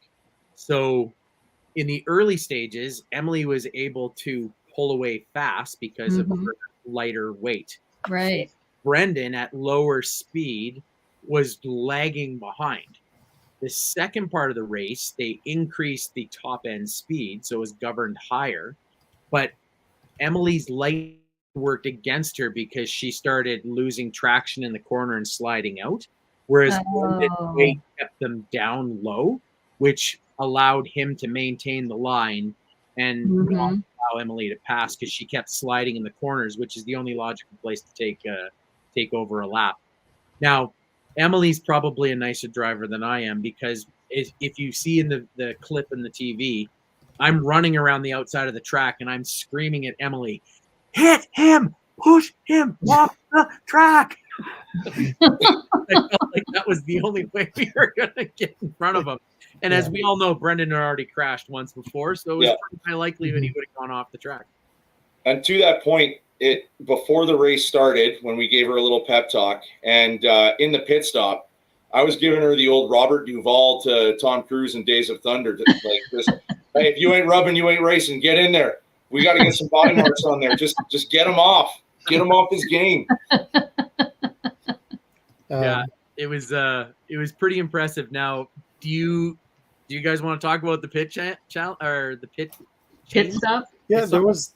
So you guys had to basically retile a couple of wheels. Is that? Yeah, and it was like a jigsaw puzzle, and I was unnecessarily cocky about this because I'm a fast builder. I know this about myself, but one of the people that I know in this world who's faster than me is David Geddes. Naomi, you know him. He is ridiculously quick. So when we realized that Dave, myself, and Crash at a combined total weight of like 900 pounds, we're not going to work in a small little area together. You're like, Dave and I got this. Like, this is a no-brainer. We totally have this. So when we started building, we're building with purpose and fast, but because a lot of the parts on the tire were unique, you had to match them or else it wouldn't go back together in time. Little known fact about our friend Greg, man has a near photographic memory. So he just stripped the tires entirely and then was able to rebuild them from a photographic. Wow. He had. So even though I consider myself to be a fast builder, clearly I had the wrong technique for that. Because Greg left us in the dust, and I talked to him about it back at the hotel that night. I'm like, dude, like, unbelievable. That was amazing. I bowed down to you. So, well, it's a sculpting, right?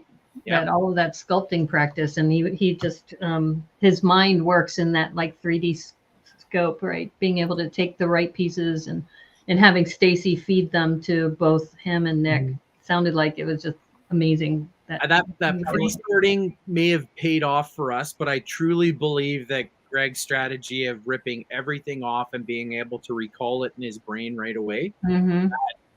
I mean, we had them by almost a lap, and they made up that on us like that. So pre-sorting, not pre-sorting, Steve involved, Steve not involved. Like, I don't think it mattered. They clearly had the best strategy. No harm, no foul. I don't begrudge them at all about that. Like that was just plain awesome. Another thing, but the puzzle aspect of that didn't really come through. No, it didn't. No, it didn't translate very well to TV. No. Another thing that they left out from the edit of this particular episode is in the middle, Sean Hayes gets the phone call, and we see that. What they don't show is that Will literally hands us the phone and says, "Here, talk to Sean." And he goes and does laps for like 20 minutes. So there's Steve and me and Dave and Emily taking turns holding the phone, talking to Sean Hayes for this 20-minute period. Like, Will and Grace was cool. Loved you on Broadway in this show. Like, so there's that. And then we had a moment where you can see Emily getting caught by Steve, and she's going, "Trust ball," and catches. So Will comes out 10 minutes later and goes, "Stop the clock, stop the clock, stop the clock." And we're getting ready for a big twist. And he's like, "We're going to have some fun, do some trust balls." So he has the blue team, the 90s kids, come out, and Greg is getting ready to fall back into Nick and Stacy's arms. And Nick and Stacy are standing like 2-3 feet apart, not ready to catch anything, just arms outstretched. And I had to run in the middle and be like, no. Put your arms together. We don't want people getting hurt here. So we did that for like 15 minutes. I did the Dirty Dancing baby lift to Emily right up in the air. Like, and none of this ends up on TV because we were having so much fun, and it had nothing to do with the build. It had nothing to do with the build. Like at one point, Will Arnett FaceTimed David's wife at home, which it was an accidental spoiler because she had no idea that, and I've known David and his family for years. Yeah. He had no idea that I was there. Never mind was still there, because of course that's pretty deep into the competition. So at one point she's like, "Whoa, well, there's Yo-Yo." I'm like, "Uh-oh, sorry, no, oops. I'm not here." Oops. But yeah, that was such a fun episode. It just lends all to that whole relaxing, like you're building with purpose, but it just felt so different. Like I in my heart, even when they said, well, you know, there's top 2 teams and bottom 2 teams, and now we have to eliminate them. You could probably even see it on my face, like, no. We don't believe you. No, it really, like, how logistically would you even eliminate someone? It doesn't make any sense. Right. Like, oh, who did the carrot? Yeah, exactly. I didn't like the carrot. Get out of here. Like, no, like this was such like a unique episode, and logistically, I'm not sure how it happened, but hats off to the wild team, because they came up with some unbelievable ones.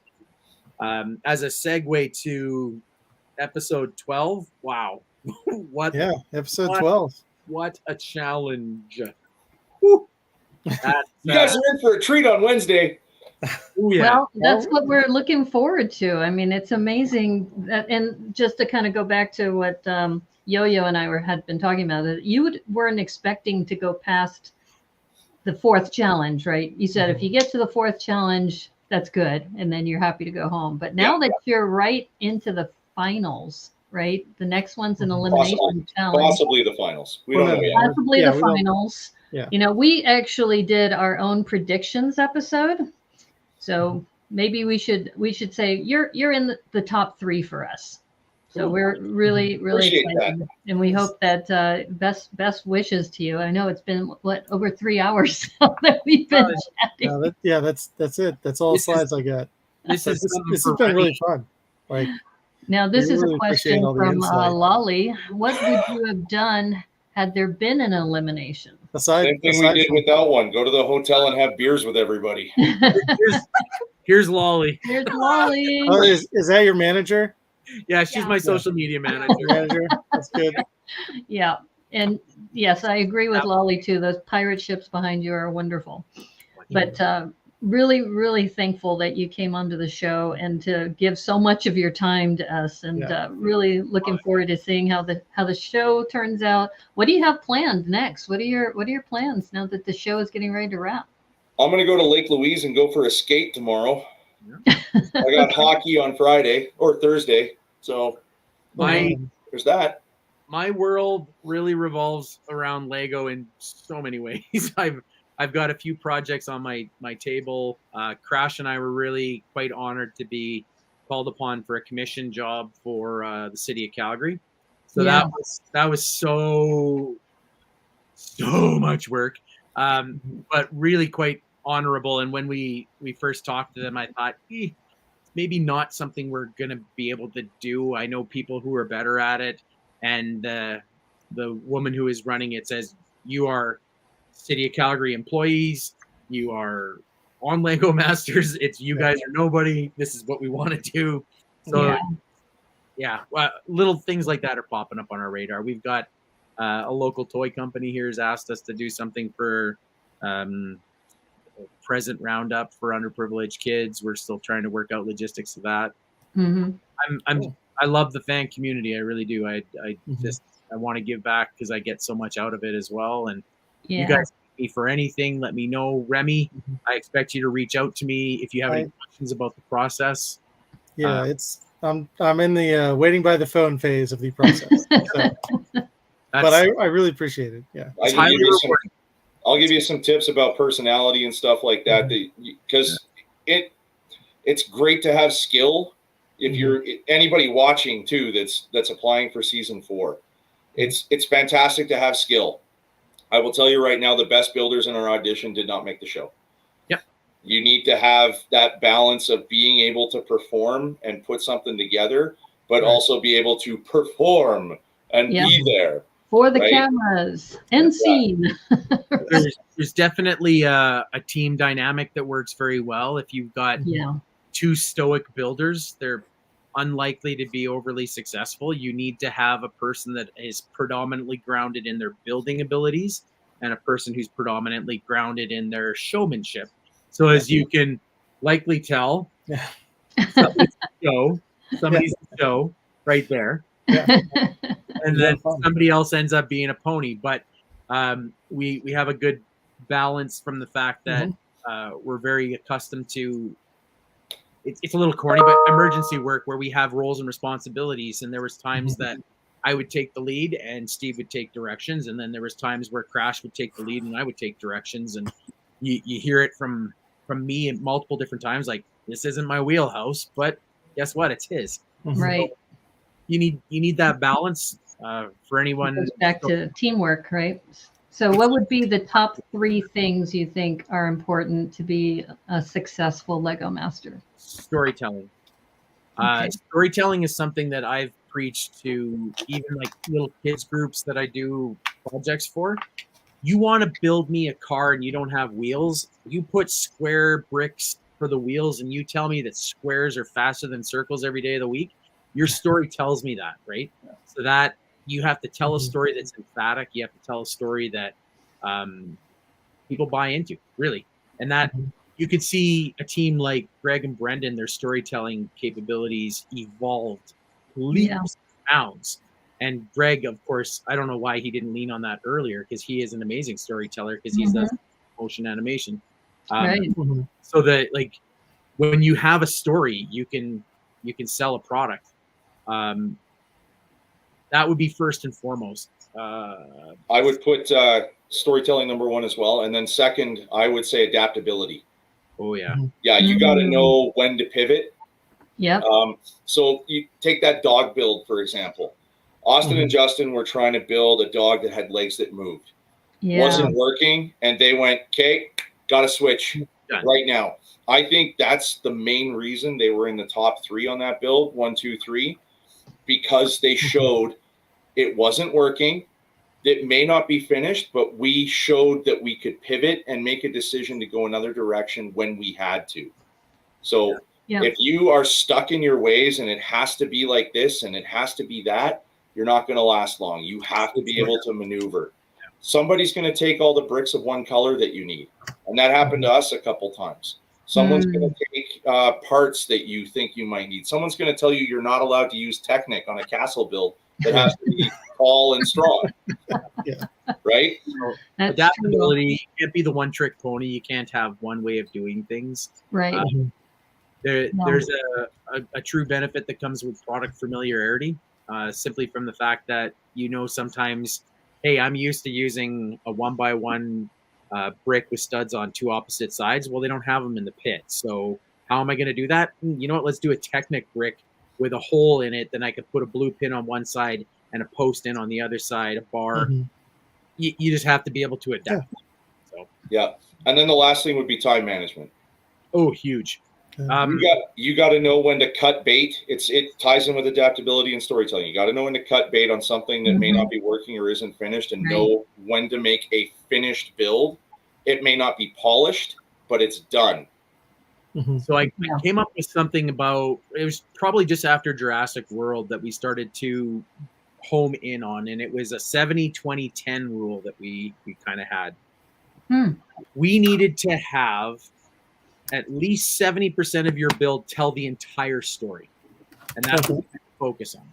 So we're all big builders. We've built mocks. We can do creations. We can spend weeks on things, but you don't have weeks. You've got hours. So you need to tell your story in the first 70% of the build. Then you can spend 20% of your build creating the details that supplement the story. And then, and only then if you have time, the last 10% is pushing in those little tiny details like the carved duck in the side of the support tower in the treehouse. That was a 10% at the end. That was only when I had time, because that wasn't a priority sequence. The story needs to be told. So that time management piece is huge, which is why the tall castle, we only budgeted, it was 3 or 4 hours for the base. Had we gone infinitely taller with the base, the ball never would have touched it. But that would have told the story. So. About how much time did you guys set aside for planning after you heard the challenge? Depended on the build. Yeah, minutes. It really depends on the build, because one, they're going to tell you what you can and can't use. Two, there's going to be certain restrictions on color based on what everyone else in the room is doing, and that changes your availability of the types of elements that you can touch. So really your planning comes down to, if you can figure it out within the first 15-20 minutes and just start grabbing bricks for what you think you need, you have an advantage, because now you've started siphoning that color and other people can't touch it, or they'll have to race you to get it. If you are like the Jurassic World build with Liz and Aaron, where you're spending an hour to an hour and a half and you don't have anything figured out yet, that's really going to limit what you can and can't use, right? So Disadvantage. If you are really strong at sculpting, like a Greg and Brendan, and you can spend an hour and a half planning what your sculpt is going to be, you're going to be fine, because you know what you can and can't use, because it's your wheelhouse. But if you're trying to build a space station and you have no idea how to use Technic to make everything studs around when it studs up, like you got to go quick. You got to figure that out on the fly. And you got to practice too, that if you're not familiar with building with the snot technique, that you better start building now and start learning how to do that. Yeah, there's some basic math and rules that apply to all kinds of Lego. Like if you're going to use Technic bricks, you have to do 2 layers of plates between the bricks for things to line up on the stud surface, and little things like that play heavily into your ability to build fast and purposeful. One thing, Remy, the brick masters hold you accountable for whatever's in your head. If you start articulating it, you better be able to deliver it.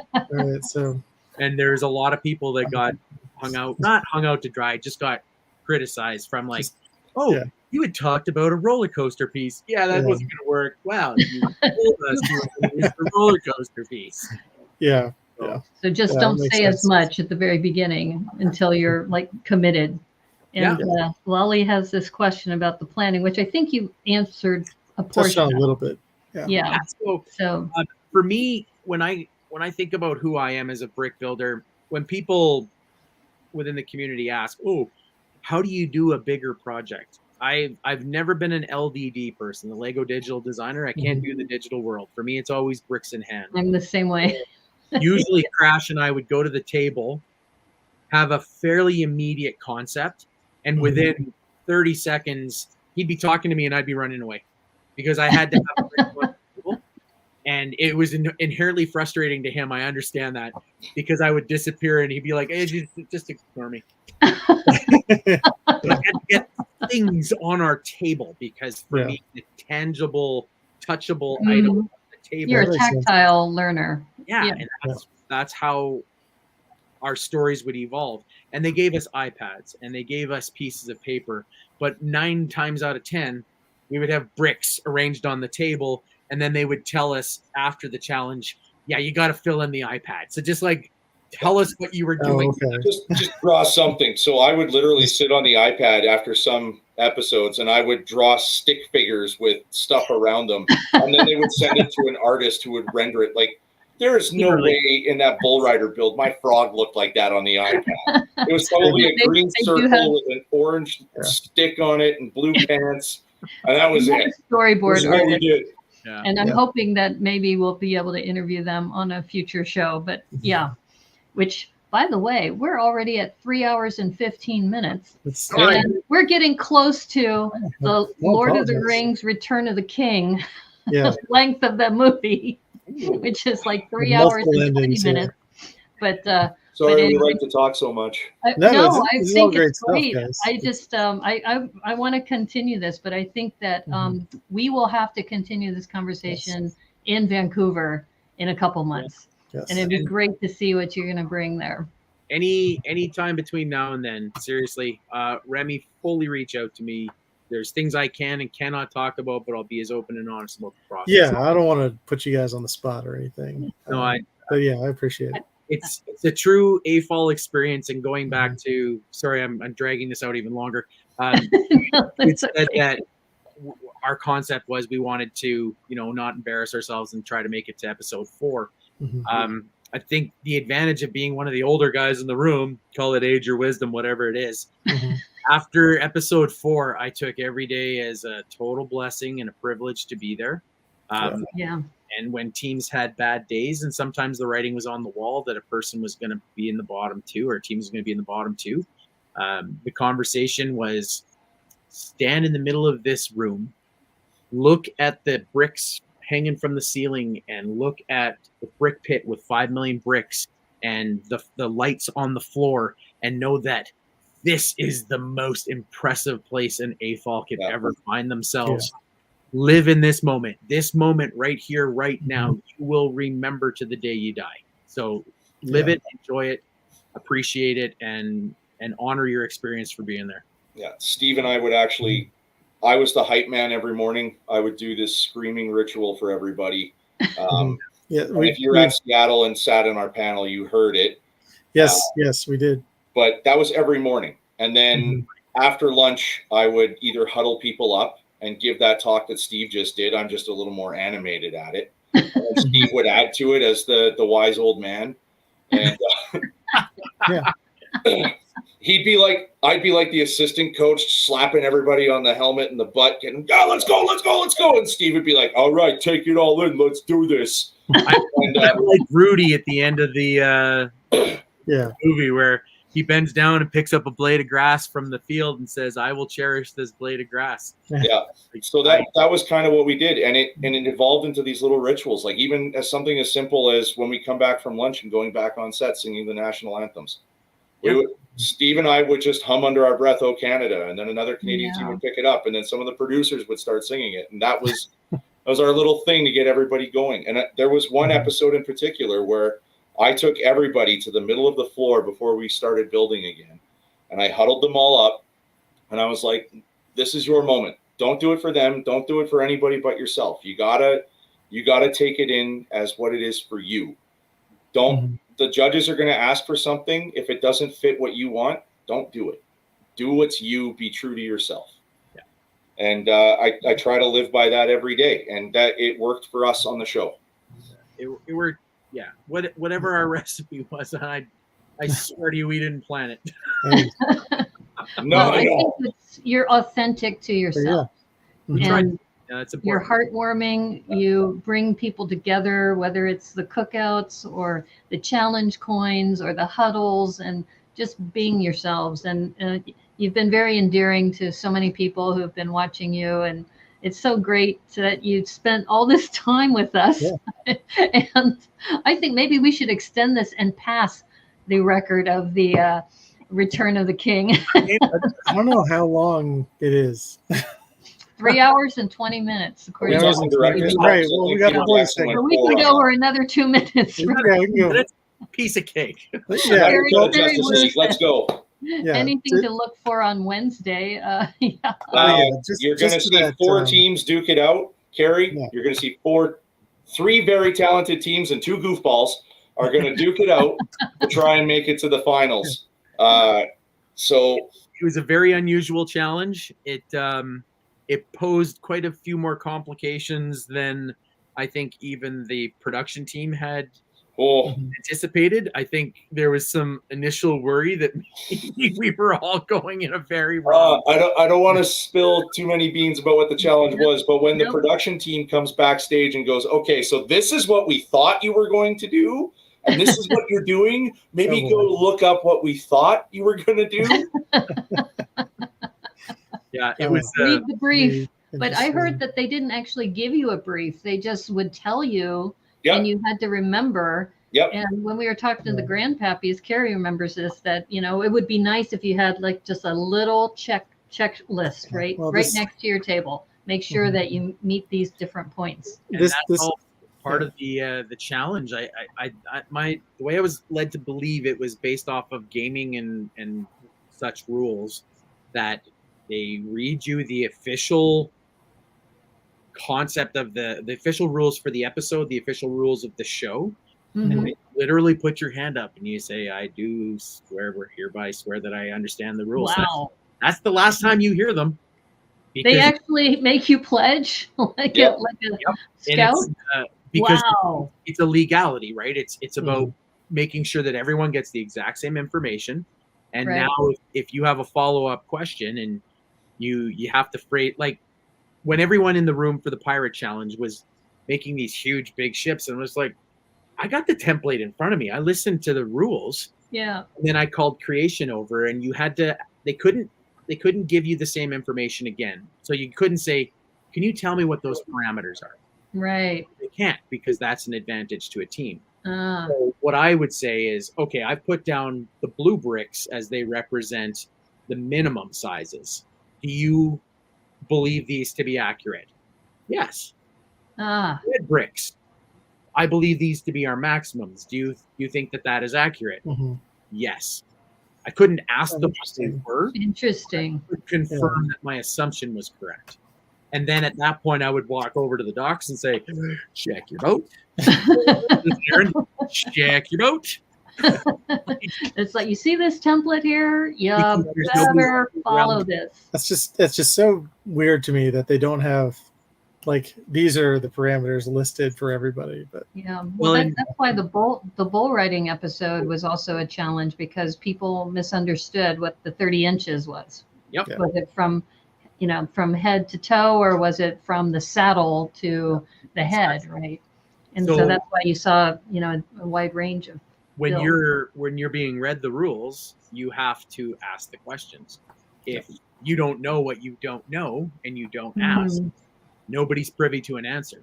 If you ask a question during that rule clarification, they're very happy to accommodate it. But beyond that, because everybody's there, right?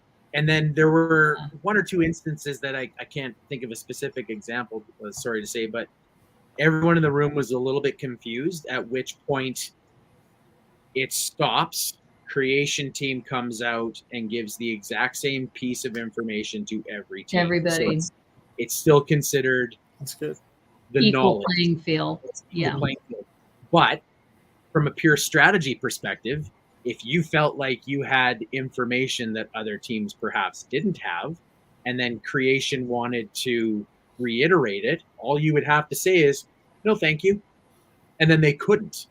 because you do not allow that opportunity for everyone else to share that information. Interesting. That didn't happen with our group. Right. People. Your group was very, forthcoming and sharing, and And I think honestly, you take a look at a lot of the Lego communities, like within lugs, at cons, you see the sharing of information all the time. I can't see anybody having a particularly strong feeling to not share that info. But if you're like on Big Brother or Survivor, you're definitely going to hold those cards. This was somebody won an advantage in New Zealand this season of knowing what the next challenge would be, and they were told that they could share it, and of course they immediately shared it with everyone else. So there you go. Yeah. Ooh, wow. To have advanced knowledge, that would be incredible. Because we, if you're familiar with the layout, there's 2 studio buildings on property. One is where all the filming happens, and one is where all the like wardrobe, hair, makeup, and holding and craft services and stuff is. And there's a big long walk in between. If they were changing sets from one episode to the next, or there was a special guest or things of that nature, they locked us into one building with no windows, nothing. We had no ability to see anything. Wow. Like, they snuck a NASCAR on the set without understanding NASCAR. And if anyone has ever been within 100 yards of a NASCAR firing up, they're loud. So they pushed it in without starting the engine. They brought it on property without anybody knowing about it. Wow. That's pretty cool. Oh man, so cool. That was great. Well, my friends, this has been amazing. And for all of you who stayed the entire time, you're troopers. Congratulations. Sorry to bore you. We should give you a prize. Sorry to bore you with our awesome Lego talk. And please remember to like and subscribe to the stream. If you haven't left already, because you're listening to the Brickanista Broadcast Network. Thank you, everybody. And don't forget that if you want to, you can follow Yoyo at Yoyo Firebricks on Instagram. Crash is not on social media, so he doesn't have a handle, but you can follow Brick Literacy on Instagram as well. And if you want, you can also send me snail mail at P.O. Box 31956, Seattle, Washington, 98103. And wow, what an amazing, amazing show. Thank you. You want to go 3.5 more minutes and hit the 3.5 hour mark? It's no, I think we're not, in the rental car on empty trying to drive it as far as we can. Well, I mean, if you want to, like I said, I looked it up. I thought it was 3 hours and 20 minutes for Return of the King. I mean, I'm sure if you want to go with Gone with the Wind, I think Gone with the Wind is like 4 hours, right? Gentlemen, it is Tuesday on the East Coast, so I will have to bow out. But I was going to say, feel free to keep going. Don't let me stop you. I think we will just have to continue this conversation another time. I think there's a fun photo that I haven't posted yet, but that's awesome. That's Crash pretending to drive fire truck. Oh, that's so cool. So that pertains. You need a Dalmatian between the two of you. We could have one in there. Photoshop that in there. Yeah, Photoshop Blaze in there. That was going to show up on my social media tomorrow, so I felt like I could share that to your crowd. Anyone that awesome. Well, thank you, Christina, Carrie Wu, Lolly, Aaron, GLS, Emily, everybody who's been in the chat. Really appreciate you all hanging out with us. And as they say on the Brickanista Broadcast Network, thank you, and may the clutch be with you. Take care, everybody. Bye. So close. 2 minutes away.